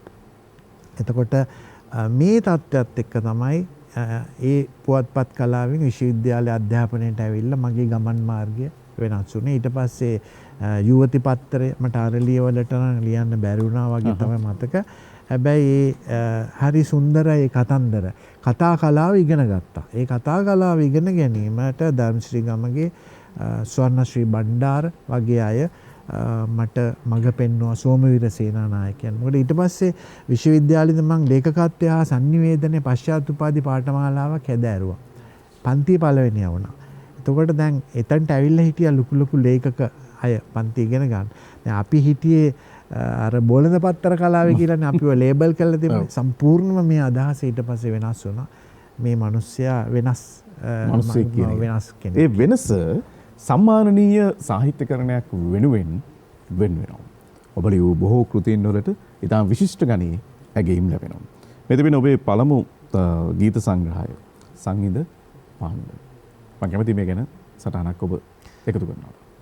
ගීත සනත් නන්දසිරි මහත්මයා ගායනා කළපු සංගීත පාමුල කියන ගීතයේ නමින් තමයි මම ඔය පොත නම් කරේ. එතකොට හේමන්ත පෙරේරා කියන චිත්‍ර ශිල්පියා තමයි ඒ කවරේ ඇඳලා දුන්නේ අපේ මල්ලිගේ යාළුවෙක්. ඔහු රූපවාහිනියේ හිටපු බොහොම දක්ෂ සිත්තරෙක්. එතකොට ඒ දවස්වල රාජ්‍ය සාහිත්‍ය සම්මානයේදී හොඳ කෘතියක් විශිෂ්ට කෘතියක් කියලා නිර්දේශ වුණා. හැබැයි මට සම්මානයක් ලැබුණා ඊට පස්සේ කාලයක කරපු ගීත එකතුවට සිංහලයකු වී ඉපදීමෙන් කියලා මං ගීතයක් නිර්මාණය කළා. ඒ ගීතය එච්.එම්. ජයවර්ධන සංගීතවේදියාගේ තනුව එතකොට විජය රාමනායක මහත්තයා මතක් කරන්න ඕනේ. එතුමා කරපු කැසට් පටයකට තමයි එන්නේ. සනත් නන්දසිරි මහත්මයා මේ ගීතය ගායනා කළේ. ඒ ගීතය මුගක් අය කිව්වා මේ නම දාන්න එපා කියලා. මොකද මේ සමහර අය හිතුවා මං හරි ජාතිවාදී කියලා. සිංහල බෞද්ධකම. ඉතින් මම සිංහල තමයි, මම බෞද්ධ තමයි. හැබැයි මගේ ජීවිතය ඇතුලේ අපේ සහෝදර ශ්‍රී ලාංකික දෙමළ මුස්ලිම් සියලු දෙනා මගේ මිත්‍රයෝ. අපි ඒත් එක්ක බොහොම සහෝදරත්වයෙන් තමයි වැඩ කරන්නේ. මේ කෘතියට අනන්‍යතාව. මේකට රාජ්‍ය සාහිත්‍ය සම්මානය. රාජ්‍ය සාහිත්‍ය සම්මානය. රාජ්‍ය සාහිත්‍ය සම්මානය ලැබුණා 2017. කොයිතරම් වටිනවද? මානව සමාජගත පෞල් සංකල්ප. ඒවා ඉතින් සමාජ විද්‍යා, මානව විද්‍යා, සංස්කෘතික කියන ක්ෂේත්‍ර වලට තමයි අදාළ වෙන්නේ. එතකොට මේ සනත් නන්දසිරි කලාකරුවාණන් පිළිබඳ සුලවත් පහන්සර. සුලවත් කියන වචනේ දුන්නේ අපේ පියා. සහෘදයා කියන අදහස තමයි එතන තියෙන්නේ. සනත් නන්දසිරි කලාකරුවාණන් වෙනුවෙන් කළේ මෙහිදී අර්ථපතිත්වය දැක්ුවේ මට මතක කරුහීනටි කියලා කියන මේ සහෘදයා වැඩිහිටි මිතුරා. අපි ඉක්මනින් මේ කෘතීන් ටික බලමු. මේවා ඔබට කියවන්න පුළුවන් සමාජගතයි. තාමත් බ්‍රහ්මචාරී වලිසිංහ හරිශ්චන්ද්‍ර විමර්ශනය පිළිබඳ කෘතිය. අනුරාධපුරයේ බේරගත්තු වීරයා අනගාരിക ධර්මපාලතුමා බුද්ධගයාව බේරගත්තට පස්සේ එතුමාගේ අනුගාමිකයෙක් වෙච්ච වලිසිංහ හරිශ්චන්ද්‍රතුමා තමයි අනුරාධපුරයේ පූජනීය භූමිය බේරගත්තේ සුදු අධිරාජ්‍යවාදීන්ගේ කාලේ. එතකොට උඩරට සංගීතය පිළිබඳව මහවල තන්නේ බණ්ඩාර කියන මේ ඒ බලංගොඩ පැත්තේ මහා වලව්කාර එතුමා බොහොම දක්ෂයෙක්. එතුමා ඉංග්‍රීසියෙන් ලියපු ලිපියක් තමයි ස්වර්ණශ්‍රී බණ්ඩාර මහත්තයා තමයි මට යොමු කළේ. එහි පරිවර්තනය. බරණැස නම් නුවර මේ රාජ්‍ය සම්මාන ලැබූ කෘතියක්. මම ඉන්දියාවේ ඉගෙන ගත්තා බරණැස කියන විශ්වවිද්‍යාලේ, හින්දු විශ්වවිද්‍යාලේ. එහිදී ලැබපු අත්දැකීම් මාපලගම විපුලසාර හාමුදුරුවෝ මට ඒකට උදව් කරේ. මායිටිපේ විමලසාර හාමුදුරුවෝ ඒ ලියපු අත්දැකීමට තමයි රාජ්‍ය සාහිත්‍ය සම්මාන ලැබුණේ. බෞද්ධ සමාජ පාලනය හා අපරාධ විද්‍යාව. මම මානව විද්‍යාව, සමාජ විද්‍යාව හදාරන අතර නන්දසේන රත්නපාල මැතිතුන් කිව්ව අපරාධ විද්‍යාවත් උගන්වන්න ඉගෙන ගන්න කියලා. ඒ නිසා තමයි ඔය පැත්තට යොමු වුනේ. මේ හැම එකකම මගේ පියාගේ ඡායාව තියෙනවා. එතුමා හිටියා පසුබිමේ. ඔව්. මකරද්වජ. එතන මින්දද කියලා හිටිය මඩවල රත්නායකයන් ලිව්ව ගීතයක්. මින්දද කියන්නේ අනංගයාගේ සංකල්පය තමයි. ඒ පැරණි කවියෙක් ලිව්ව පොතක්. එය සංස්කරණය කළා තමයි ඒ පොත ඉදිරිපත් කළේ. මේසා වටින කෘතීන් ලියන්නට ඔබට දායක වුණේ හුඟක් වෙලාවට මම හිතනවා ඔබේ පියාණන්ගේ ඇසුර සහ දායකත්වය කියලා. ඒ ඔස්සේ ලැබපු දැනුම් සම්භාරය ඔබේ ගෙදර තිබුණු මහා පුස්තකාලය. අපි එතෙන් නෙමු. ආපහු මහාචාර්ය සනත් නන්දසිරි සූරීන් ගායනා කළ ඉතාම රසාලිප්ත ගීතයක රස මිහිර විඳිමින් අනුරාධ නන්දසිරි සූදානමින් සිටිනවා. මේ දේ දුන්නේ පාට පාටින් ආදරේ පැන්දු. ආදරයට අලුත් අර්ථකථනයක්.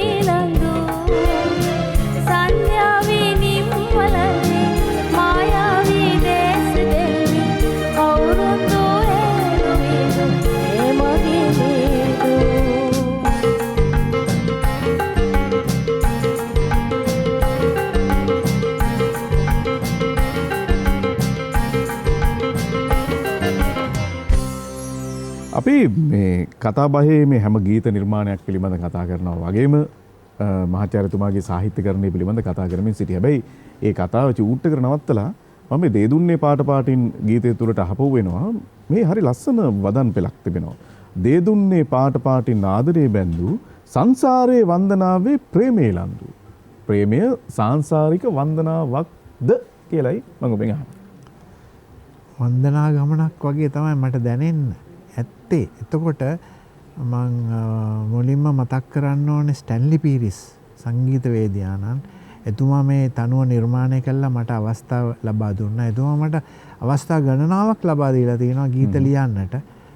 මල් නෑනේ ගීතය මට මතකයි සමිතා එරන්දති මුදුන් කොටුව ගායනා කළා. ඒ වගේ ගීත ගණනාවකට අවස්ථාව දුන්නා. එතකොට මේ තනුව අහගෙන ඉන්නකොට හරි ප්‍රබලත්වයක් දැනුණා මට. ඒ ප්‍රබලත්වය මට අදත් දැනුණා. මනෝජ් පීරිස් ඇතුළු අපේ වාදක මණ්ඩලයේ තියෙන ශක්තිය ප්‍රතිභාව නිසා ආදරය කියන වචනය ඇතුලේ ආදරය කියන වචනෙත් එක්ක සම්බන්ධ තව වචන තියෙනවානේ.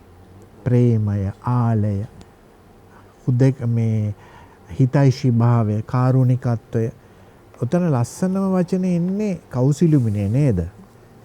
සැලමුතු නුගිනුරා.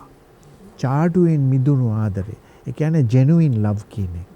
සීගිරි කවිවලක් තියෙනවනේ ලියලා මේ ස්වීට් හાર્ට් කියන එකට ඉංග්‍රීසියෙන් කියන එකේ සීගිරි කවිවල තියෙනවා මේ වචනයක් දීලා. ඒ වගේ අපේ පුදුම සාහිත්‍යයක්. මේවා ඇසුරු කරන්නේ නැති එක තමයි ප්‍රශ්නේ අපිට තියෙන්නේ. එතකොට මේක හරිම දෙදුන්නක් පායලා තිනකොට අර වැස්ස වැටෙනකොට ඒ අස්සෙන් මේ හිරු රැස් වැටෙනකොට මොනතරම් සුන්දරද විචිත්‍රයි වර්ණාති විෂයාක්‍රාන්තයි කියලා කියනවා. අන්න ඒ වගේ හැඟීමක් දැනෙනවා. ඒක මේ තණ්හාවක් ඇත්තටම මේක අයිති කරගන්න බලනවා. නමුත් නියම ප්‍රේමය කියලා කියන්නේ පරිත්‍යාගයක්.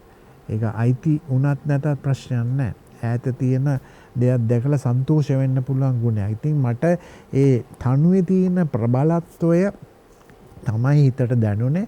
මට හිතා ගන්න බැරි විදියට සනත් නන්දසිරි කලාකරුවත් මං ඒ වෙලාවේ පටිගත කරනකොට හිටියා. එතුමා එකට පුදුම ආලවට්ටම් දාලා රසවත් කරලා භාවාත්මකව ගායනා කළා. ඉතින් ඇත්තටම මේ එකකට කියනවා නෙමෙයි මිනිත්තු ගාණක් වගේ ඇතුළත තමයි ගීතේ ලියුනේ. ඒ මම හිතන්නේ තනුවේ තිබ්බ මිහිරියාවත් එක්ක තමයි ශක්තිය ආවේ කියලා. මොනතරම් වටින නිර්මාණද. සනත් නන්දසිරි කලාකරුවාණන් වෙනුවෙන් මහාචාර්යතුමා වෙනුවෙන් ඔබ බොහෝම ගීත ගණනාවක් එකතු කරලා තියෙනවා. දැන් මහද පෙම්විලේ කියන කැසට් පාටය ඇතුලේ තියෙනවා වීණා කියන ගීතය. ඔව්. එතකොට පූජාසනීය ගීතය අපිට ඒ වගේම කතා කරන්න ඕන වටින ගීතයක්. එතකොට මේ නිම්නති ආකාශය කියන කැසට් පාටය ඇතුලේ ඒ වගේම ගීත ගණනාවක් තිබෙනවා. අපි මේ හිතාමතාම අමතක කළාද මන් දන්නේ මේ නයනා කැසට් පාටය. මම නම් ආසයි අහන්න නයනා. ඔබ විසින් රචනා කරන ලද ගීතයක්. ඔව්. ඒ දෙවනියට රචනා කරපු ගීතය. හැබැයි මෙහෙමයි. ඒක පටිගත කරනකොට මම දන්නේ නැහැ. මම සනත් නන්දසිරි මහත්මයාගේ ගෙදර මගේ පොතපත තිබුණේ. එතකොට ඉගෙන ගන්න කාලේ මම ගමනක් ගිහිල්ලා එනකොට මේ නිකම් මගේ සටහන් පොත්වල අපි ලියනවානේ කුරුටු ගන්නවානේ. අන්තිම පිටුවල තියෙනවා. එහෙම ලියලා තිබුණ එකක් තමයි සනත් අයියා ගායනා කරලා තිබුණා. ඒකට දැන් ඔය ගීතත් එක්ක මට ඉතින් ලේබලුත් වැදුනා. මේ නිසරු බොළඳ ගීත රචනා කරනවා, පියා මේ වගේ ගැඹුරු ගීත රචනා කරපු කෙනෙක් කියලා. නමුත් ඉතින් ඒක ඒ ගීතේ එකම තනුව තමයි මුළු ගීතේම ගලාගෙන යන්නේ. අපි අර පියා ගැඹුරු කියන චරිතය අපි අහපුව වෙමු දෙන්න. මොකද ඒ පුත්‍රාක්ක ඇතුලේ ඒව ඔස්සෙන් ගමන් කරනකොට ඔබට දැනුණු අතීත සුවඳ හරි වැදගත්නේ. තාත්තගේ නිර්මාණ පිළිබඳ. මම එක පොත් කිහිපයක් මම අරන් ආව පෙන්නන්න මේ තාත්තගේ නිර්මාණ. මේ බලන්න එහි ප්‍රමාණය කොයිතරම්ද කියන එක. මේ ආනන්ද සම්ප්‍රවේදිතය මෙහි ඇත්තටම මේ ආනන්ද රාජකරුණාගේ නිර්මාණ පිළිබඳ ජීවිත කතාවම ලියුවා. ජීවිත කතාව. කිවිසිරිත. එතකොට දැන් අදටත් සංගීතය ඉගෙන ගන්න උදවිය සංගීත සංහිතා පාවිච්චි කරනවා. මේ අම්මට ඉන්දියාව ඉගෙන ගන්නකොට පොත්පත් බලලා තාත්තා යවපු ලියුම්. ඒ ලියුම් වල තිබුණේ සංගීත පාඩම් මේවා. ඒක තමයි පස්සේ කාලෙක සංස්කරණය කළා ඔලුකු පොතක් බවට පත් කළේ. ඔව්. එතකොට දැන් ඔබ මේ අම්මා ගැන සඳහන් කරපු නිසා මම කැමති ඒ ඡායාරූපයත් පෙන්වන්න. එඩි රංජි කුමාර මහත්තයා පොතක් කළා සෝමරත්න පෙරේරා කියන සංගීතඥයා ගැන. ඒ පොතේ මේ අම්මා ගැන ලියලා තිබුණ විශේෂ ලිපියක්. කල්යාණි අබේසිංහ ඔබේ මව්තුමිය. මව්තුමිය. මොනතරම් සුන්දර අතීතයක්ද මේ වතු කරන්නේ. හැබැයි මේ සේරපත් එක්ක ඔබ එනවා තමන්ගේ තිබෙන මේ අත්දැකීම් සම්බදාය මේ ගීත සමුදාය මේ සේරම එකතු කරගෙන චිත්‍රපට ගීතය වෙනුවෙන් නිර්මාණ කරන්න. ඒ සම්මානනීයයි. ඔව් චිත්‍රපට 3කට ගීත ලියලා තියෙනවා. එකක් සනත් නන්දසිරි මහත්මයා අවස්ථාව සලසලා දුන්නා සලමක් කණ්ඩායි චිත්‍රපටියට. ගීතා කුමාරසිංහ මහත්මියගේ චිත්‍රපටියේ විජය කුමාරතුංගයන් රංගපෑවේ. ඒකට ගීතයක් ලිව්වා මට සමාවුවමනේ කියලා. ඊට පස්සේ ලොකුම අවස්ථාව ලැබුණේ මහාචාර්ය සුනිල් ආරියරත්න වෙතින් උප්පලවන්න චිත්‍රපටයට ජගත් සුමතිපාල මිලිනා සුමතිපාල ඒ අය තමයි ඒවා නිෂ්පාදනය කළේ. එහි තේමා ගීතය රචනා කරා තුන්රුවනින් තුන් සිත දරාරා කියන නන්දා මාලිනී ගායන ශිල්පිනිය අද්විතීය ගායන ශිල්පිනිය එතුමිය ගායනා කළේ නවරත්න ගමගේ සංගීතය.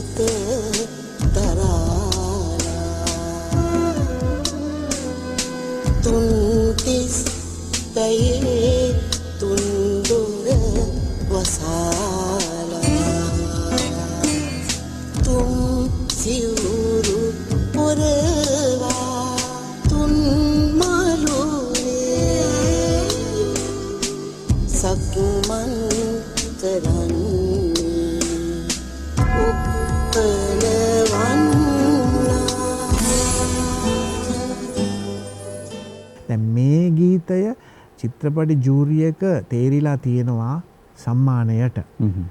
නමුත් ඒ සම්මානය ලැබුණේ නැහැ. පස්සේ ජූරි සභාවේ හිටපු කෙනෙක් මට කිව්වා මෙහෙමයි වුණේ මේ ප්‍රනීත් ඉතින් ඔයා තාම මල්ලි කෙනෙක්නේ. ඔයාට තව වයස තියෙනවානේ සම්මාන ලැබෙන්න කියලා. ඒක වැඩිහිටි කෙනෙකුට දුන්නා කියලා කිව්වා. එතකොට පත්තිනි චිත්‍රපටයට ඔබ රචනා කළ ගීතයත් සුනිල් ආරියරත්නයන් මගේ ගුරුතුමා එතුමා තමයි අවස්ථාව සලසලා දෙන්නේ. ගීත දෙකක් රචනා කළා. නන්දා මාලිනී මහත්මියගේ අයු අහසින් වඩිනා පත්තිනි දේවි රෝණ වීරසිංහයන්ගේ සංගීතය රන් හසුන් ලොල්වනා කියන ගීතේ නිරෝෂා විරාජන්. ඇයගේ ගායනයටත් මගේ රචනයටත් රෝණ වීරසිංහයන්ගේ සංගීතයටත් සම්මාන ලැබෙනවා සිග්නිස් සම්මාන උළෙලෙදී.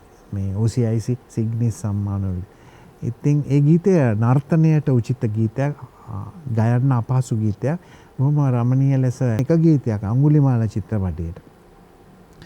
ත්‍රිලෝක්‍ය නාත කියන එක. වී වික්ටර් පෙරේරා කියන විශාරද ගායකයාණන් තමයි ඒ ගීතේ ගායනා කළේ. මට මතකයි. මේ අතීත කතාවන් එක්ක අපි දැන් යන් ආපහු අපේ අසංක ප්‍රියමන්ත පීරිස්ගේ නද ශ්‍රවණය කරන්න.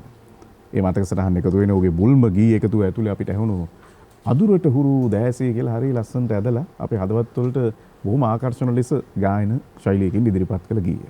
ඒ රචකයා තමයි ප්‍රනීත් අබේසුන්දර. අපි ගීතය රස විඳිමු.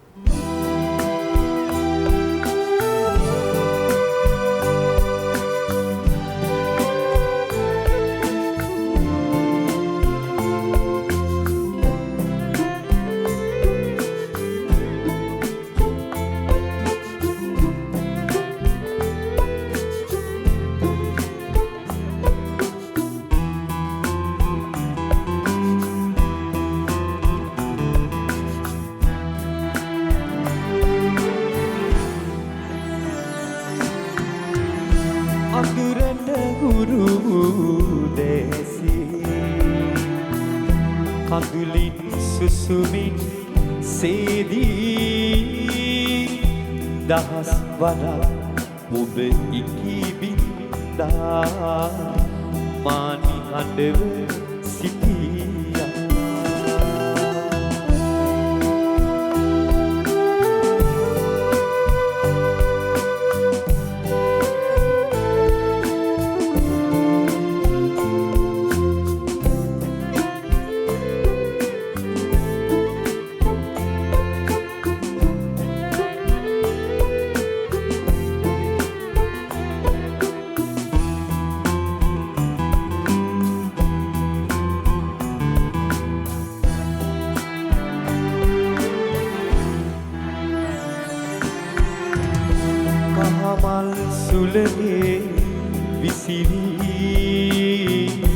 ඔබේ වරදසේ රැඳුණා මහමග නැගා දූලි වලාවෙන් අපි දෙන්නා බැසුණා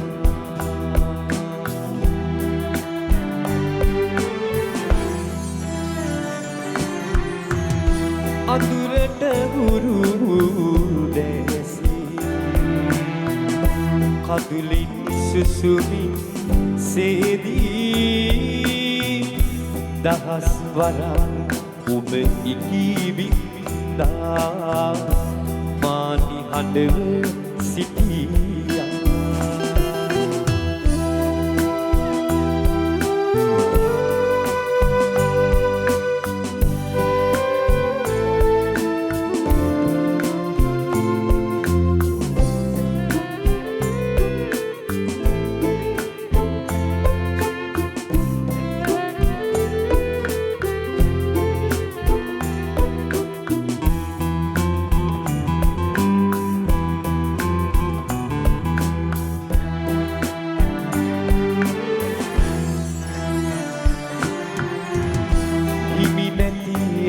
දෙක පටලා තහනම් ගමනක් කියලා මා ඇකයේ හිස සංගවා වැළපී සිහිසුන් වී සිටියා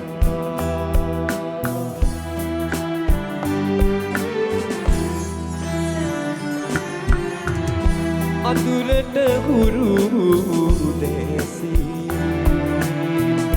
කඳුලින් සුසුමින් සේදී දහස් වරක් ඔබ ඉකිබින්දා මානි හඬව සිටියා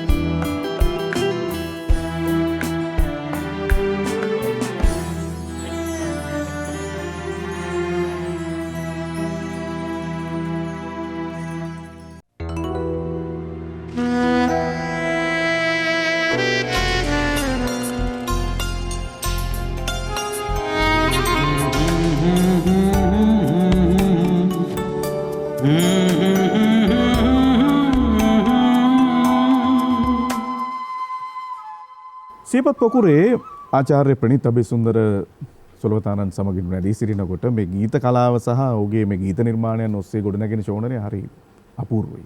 අපූර්වයි කියන්නේ පෙර නොවිවිරු. එහි හුඟක් සිද්ධි තියෙනවා. මම දැනගන්න කැමති එච්.එම්. ජයවර්ධනයන් සංගීතවත් කොට අසංග ප්‍රියමන්ත ගායනා කළ අඳුරට හුරු දැසේ කියන ගීතයත් ඒමම සිද්ධියක්ද නැද්ද? මෙහෙමනේ සුනිල් ආරේරත්නයන්ගේ අරුන්දති පොත මට මතක පුදලා තින්නේ කොහොමද දන්නවද? ලොවට හඬගා කිව නොහැකි ඇගේ නාමයට කියලා. සමහර දේවල් කියන්න බෑ. ඉතින් මෙහෙම අත්දැකීම් එක පොදියටනේ එන්නේ. ඒ පොදිය තමයි පුපුරලා යන්නේ. දැන් මෙතනදී ඇත්තටම මම තව දෙයක් කියන්න ඕනේ. අසන්තක ප්‍රියමන්තට මම ගීත 3-4ක් ලියලා තියෙනවා. එක ගීතයක් ලිව්වා කුණු අදින සහෝදරයෝ ගැන. රෝණ වීරසිංහයන්ගේ සංගීතය. තව ගීතයක් ජනප්‍රිය වෙලා තියෙනවා සෙනෙහසකට අරුතක්. නමුත් එය මගේ ගීතයක් නොවේ. මගේ නම තමයි තියෙන්නේ අන්තර්ජාලය හැමතැනම. ඒක ප්‍රියානන්ද විජේසුන්දරයන්ගේ ගීතයක්. එතුමා මේ වැඩසටහන අහනවා නම් දැන් ඒක නිවැරදි වෙයි රසිකයින්ට. ඔහු හැම වෙලාවකම සනත් අයලා ගෙදරදී අපි එකට වැඩ කරේ. සමහර වචනවලදී මේ තැන් මෙහෙම කරා නම් හොඳයි. මම අර තව හරීම ඊටාම කැමති ගීතයක් තමයි අතුල අධිකාරී ගායනා කරන සඳ ඔබ මගේ. සඳ ඔබ මගේ ඇන්තනි සුරේන්ද්‍ර අපේ සුරේන්ද්‍රගේ තනුව තමයි ඔහු තනුවක් නිර්මාණය කළා. මට කිව්වා අතුලට මේ ගීතේ ලියලා දෙන්න කියලා. එහෙම ලියපු ගීතයක් තමයි තනුවට ලියාපු ගීතයක්. මේ අත්දැකීම කියන කාරණාව බෙදා හදා ගැනීම පිළිබඳ කතා කරන්න ඕනේ. හැබැයි මම ඒකට ඔබට ගමන් කරන්න මාර්ගයක් දෙනවා. මම ඔබෙන් අහනවා ඔබ සම්ප්‍රදාය රකින්නෙක්ද? නොයසේනම් ඒ සාම්ප්‍රදායික කියන වචන ඔස්සේ අපිට හම්බ වෙනවනේ තව වචනයක් ගතානුගතික කියලා. මෙන්න මේ කාරණා අතර ඔබේ රැඳීම අපිට නිශ්චය වශයෙන් ප්‍රකාශ කරන්නේ කොහොමද? මම අපේ සංස්කෘතික උරුමය ඇතුලේ පුදුම විදියට හැප්පෙන කෙනෙක්. මම සම්ප්‍රදාය රකින්න කෙනෙක්. හැබැයි නූතනත්වයට එතනින් ගමන් කරන කෙනෙක්. හනමිටි කරේ තියාගෙන යන්නේ නැහැ. දැන් උදාහරණ වශයෙන් මම හැම වෙලාවකම ඒ කියන්නේ ඔබ ගතානුගතික නොවේ කියන කාරණාව. නොවේ. නමුත් මම කුළුණු බර වෙනවා. දැන් මගේ දෙමව්පියන්ට ගුරුවරු දැන් මේ අද දවසේ මේ සංගීත වැඩසටහනේ නව පරපුරේ කීප දෙනෙක් වාදනය කරනවා. හැබැයි මනෝජ් මල්ලි පොඩි කාලේ ඉඳලම අපේ සින්දු වලට වාදනය කළා. විජයරත්න රණතුංගයන් වාදනය කළා. එතුමා දැන් නැහැ. දිනේෂ් බෝගොඩ සහෝදරයා ඉන්නවා. එතුමා මගේ ගීත දෙකක් හදලා තියෙනවා DIG මහත්තයෙකුට කිසිරි ජයලත් කියලා. දැන් මේ සනත් අයියා මල්කාන්ති අක්කා අනුරාධ දුවයි. එතකොට ඇගේ සෑමියා නේද? මම ඒ අය ගැන හිතන්නේ සදාතනිකව ඒ අයට මම නායක ඇති කියලා. එතකොට සම්පදා. ඔබ මේ කියන දේ මට වැටහෙනවා. හැබැයි අද මේ සමාජ සංස්කෘතික දේශපාලන මේ ප්‍රවාහයන්නේ සිදුවන සිදුවීම් එක්කලා මේවට අර්ථ සැපයන මිනිස්සු ඔබ වැනි විද්වතුන් නියනයි. එක්කෙනාගේ චරිත ස්වභාවය. හැබැයි මට බය නැතුව කියන්න පුළුවන් එක දෙයක්. මගේ තාත්තවත් මමවත් සනත් අයිලාගේ තිබ්බ ඒ උත්තම ගුණාංගය අනුන්ට අයිති දේවල් තමන්ගේ ගෙදරට ගෙනල්ලා පොඩි ගහගත්තේ නැහැ. අපි අත්හිත පරහිත චරිත ලක්ෂණ. ඒ කියන්නේ තමන් සාධාරණව ධාර්මිකව දියුණු වෙන ගමන් මුළු ලෝකෙටම අත දෙන්න වැඩ කරන ඒ සාරධර්ම පද්ධතිය රැකගත්තා. හැබැයි එතන අපේ සංස්කෘතික පුරාණය අමතක කරන්න. ඒ පුරාණය ඇතුලේ උරුමය ඇතුලේ විශාල ධනස්කන්ධයන් නිධානයක් තියෙනවා. අලුත් પરම්පරාව ඉගෙන ගන්න ඕනේ. එහෙම ඉගෙන ගත්තොත් මේ ලංකාව මේ වැටිලා තියෙනවනේ යම් කිසි අගාධයකින් ගොඩ ගන්න පුළුවන්. ඔබ මේ කතා කරන්නේ භාෂාව. ඒ භාෂාව මැනවින් හැසිරවීම තව කෙනෙක් ඊටාම රහට ඔබ ගෙරේ අවධානය යොමු කරගන්න හරි වැදගත්. ලංකාවේ භාෂා භාවිතය එන්නෙම දුර්වල වෙනවා කිව්වොත් අපේ මව්බස භාවිතය ඔබ පිළිගන්නවද? ඔබ ඒට ලබා දෙනවා. මම ඉගෙන ගත්තේ මව්බසෙන් සිංහල භාෂාවෙන්. අපිට විශ්වවිද්‍යාලයේ කියනවා ලෝක බැංකුවෙන් ආධාර දීලා අපිට උපාධි දෙන්න උගන්වන්න ඉංග්‍රීසි භාෂාවෙන් කියලා. අපි හැම වෙලාවෙම ඒකට හිස නැමුවේ නැහැ. ඉංග්‍රීසියෙන් උගන්වනවා තමයි. හැබැයි එතකොට අපි ප්‍රශ්න කරනවා මුස්ලිම් වරුන් දෙමළ අය මේ සහෝදර ජනයා දෙමළ භාෂාවෙන් මුලින් ඉගෙන ගත්තා නම් දෙවැනි භාෂ වෙන්නේ ඉංග්‍රීසි. එතකොට සිංහල දෙමළ මේ අපේ ප්‍රධාන භාෂා දෙක. එතකොට මේවායින් වැඩ කරන්න බැරි නම් මේක ඉගෙන ගන්න බැරි නම් මේවායින් හිතන්න බැරි නම් ඒ මිනිස්යාගේ ජීවිතේ ප්‍රාණයක් නැහැ කියලා තමයි හිතන්නේ. එක තැනකදී ඔබේ දේශනාවකදී ඔබ සඳහන් කරනවා අයව ජෙනිස් මහත්මයා ප්‍රකාශ කරනවා කියලා මේ ලංකාව සංස්කෘතික කාන්තාරයක් බවට පත් වෙනවා කියලා. උගා කාලෙකට ඉස්සලා කිව්ව වචනයක්. ඔව්. දැන් අපිට ඒකට පෙරවදන් හෝ පසුවදන් සපයන්න කාලය ඇවිල්ලා. කල්චරලි ඩෙසර්ටඩ් කියලා කිව්වේ ඇත්ත. දැන් අපි පුදුම මේ රුදුරු ජඩ ආත්මාර්ථයෙන් දූෂණය වෙලා තියෙන්නේ. අපි මේ පරිසර විනාශ කරගෙන සබාධම විනාශ කරා මිනිස්සුන්ගේ මනුස්සකම් නැති කරන් යන්නේ. ඒ ගමන නතර කරන්න ඕනේ. ඒ ගමන නතර කරන්න සංගීතය කියන එක මේ ස්වභාවිත ගීතය ස්වභාවිත සංගීතය පුදුමාකාර ශක්තියක් වෙනවා. ඒකට මම මේ ස්වාධීන රූපවාහිනියට මේ ස්තුති කරනවා මේ බඳු අවස්ථාවක් ලබා දීම ගැන හැමදාම කරලා තියෙනවා. මගේ පියාගේ වැඩසටහනොත් ඇති එතුමා මිය ගිහිල්ලා ඔබ කරලා තියෙනවා. එතකොට මේ ගීත කලාව කියන්නේ සාමූහික කලාවක්. කලෙක්ටිව් ආර්ට් කියලා කියන්නේ. මේ හැම වයලීන නාද කරන අය වස්දඬු තබ්ලා මේ ඔක්කොමලාගේ එකතුවෙන් තමයි මේ පෝෂණය වෙලා එන්නේ. තනි පුද්ගලයෙක්ම නෙමෙයි. දැන් ඉතින් අද මේ මම පළවෙනි වතාවට වාගේ තමයි මේ මම ලියාපු ගීත ගැන මේ විදිහට කතා කරන්නේ. මම ඒත් පැකිලුණා මනෝජ් සහෝදරයා කතා කරාම. නමුත් කෙසේ වුණත් මේ අපි ලොකු ප්‍රශ්නයක ඉන්නේ. අපි විතරක් නෙමෙයි මුළු ලෝකෙම. එතකොට අපි පුංචි දූපතක්. හැබැයි මේ දූපත මුළු ලෝකෙම කීර්තියක් රඳපු දූපතක්. ඒක අමතක කරන්න එපා අලුත් પરම්පරාව. මහාචාර්යවරයෙක් රටට දෙන අදහස්. මේ කතාවෙන් අපි ඊළඟ ගීතයට යනවා. ඔබ ජීවිතයේ ළමාවදියේ සිට මාධ්‍ය පරිහරණය කරන ලද කෙනෙක්. මාධ්‍යයේ ප්‍රකාශිතයක්. ඔබ විවිධ අදහස් වැඩසටහන් ගුවන්විදුලියට වගේම රූපවාහිනී මාධ්‍යයේත් මේ ස්වාධීන රූපවාහිනීත් පෙනී සිටලා තියෙනවා. අද මාධ්‍යයේ ගමන් මග ඔබ ඔය කියන කාරණාවලට ශක්තියක්ද නොවේසේනම් ඒට බාධාවක්ද? නෑ මේ අදූරදර්ශී විදියට කෙරෙන අලෙවිය ප්‍රචාරණය විකිණීමට අපි විරුද්ධයි. ඊටාම හොඳ දේවල් තියෙනවා. තොරතුරු දැනගන්න ඕනේ, විනෝදාංශය ඕනේ, අධ්‍යාපනයක් තියෙනවා. හැබැයි වැඩක් නැති කුණු කන්දල් වලින් අපිව කඳුල සුසුම විකුණනවා නම් අපි එතන නෙමෙයි ඉන්නේ. අපි ඒකට විරුද්ධයි. අපි යන් උගාක් අතීතයට. මල්කාන්ති නන්දසිරි මහත්මියගේ සඳ කැලුම් කැසට් පටේ මගේ අතේ තියෙනවා.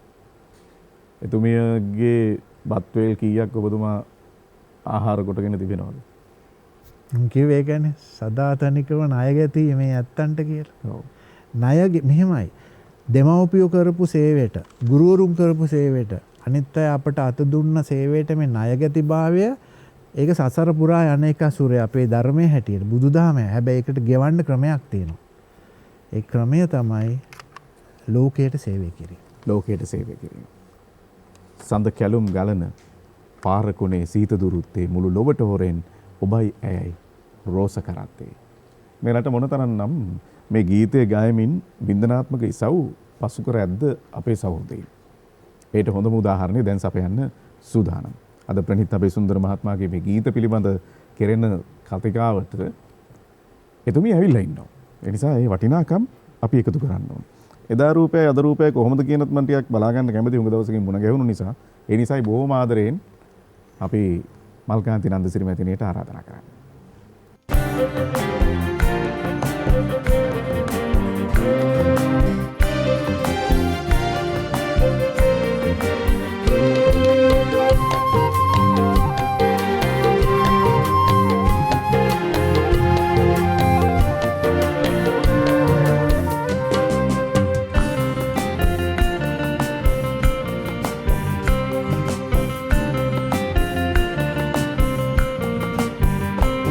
සඳ කැලුම්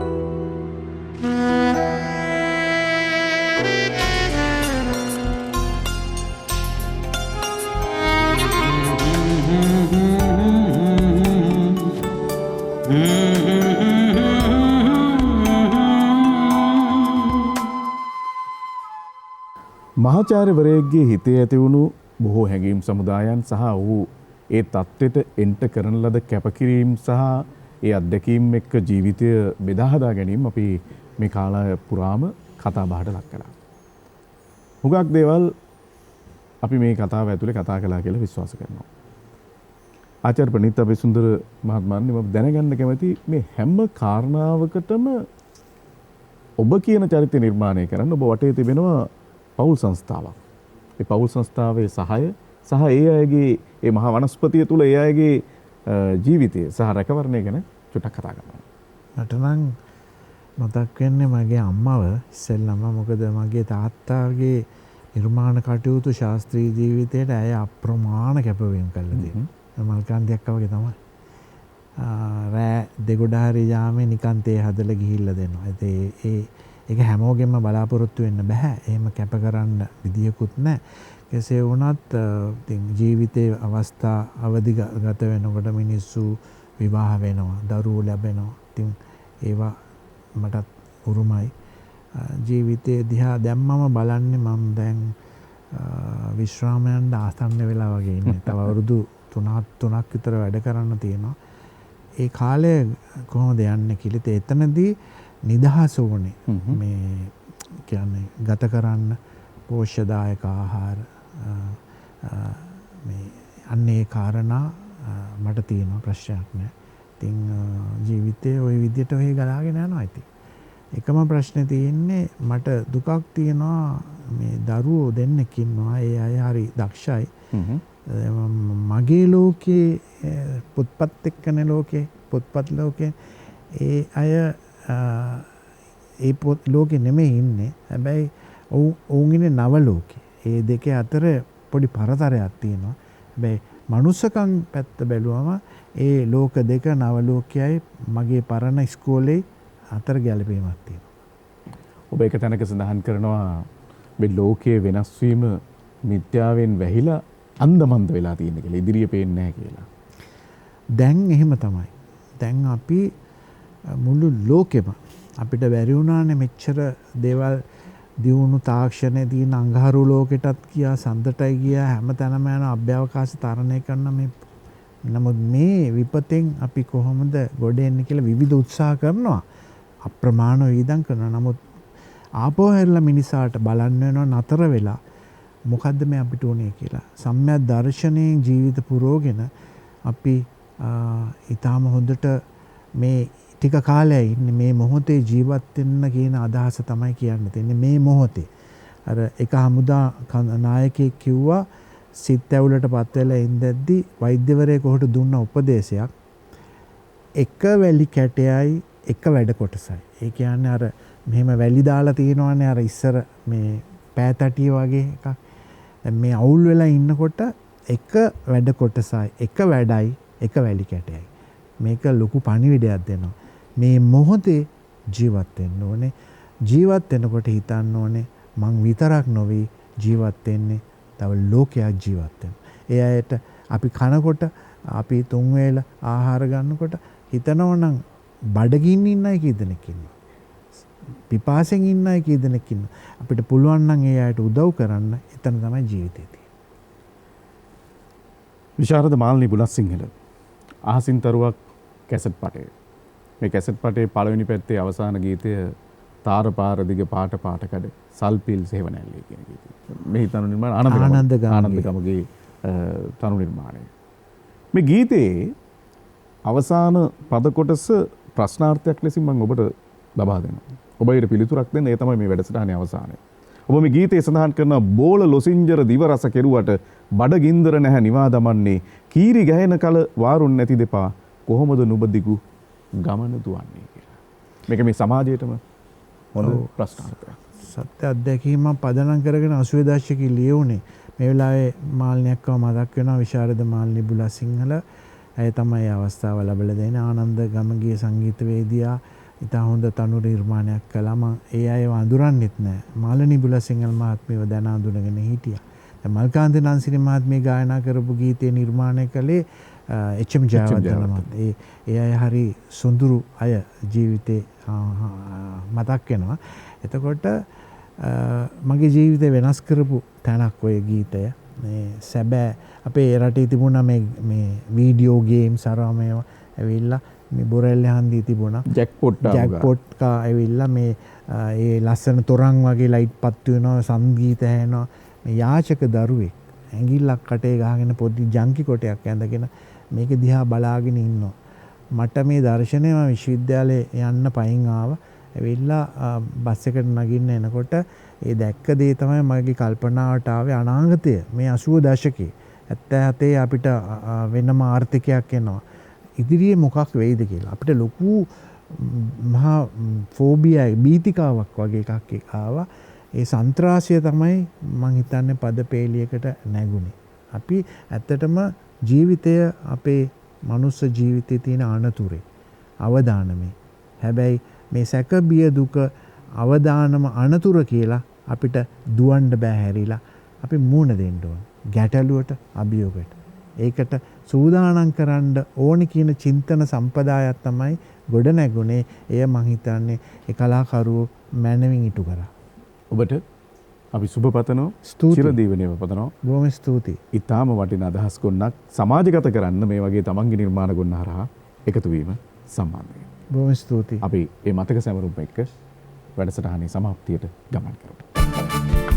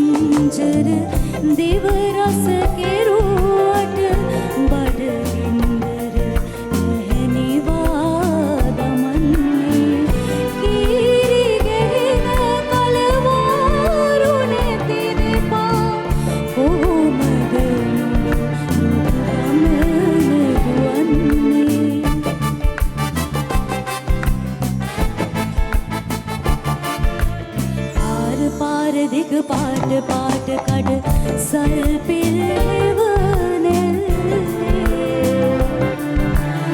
ඉන්හුලගින් දූවිලිය විලෙනවා ඒකින්ෙන් නුඹ නැවේ මනේ තාර පාර දිග පාට පාට කඩ සල්පිල් හෙවනෙල් ඉන්හුලගින් දූවිලිය විලෙනවා ඒකින්ෙන් නුඹ නැවේ මනේ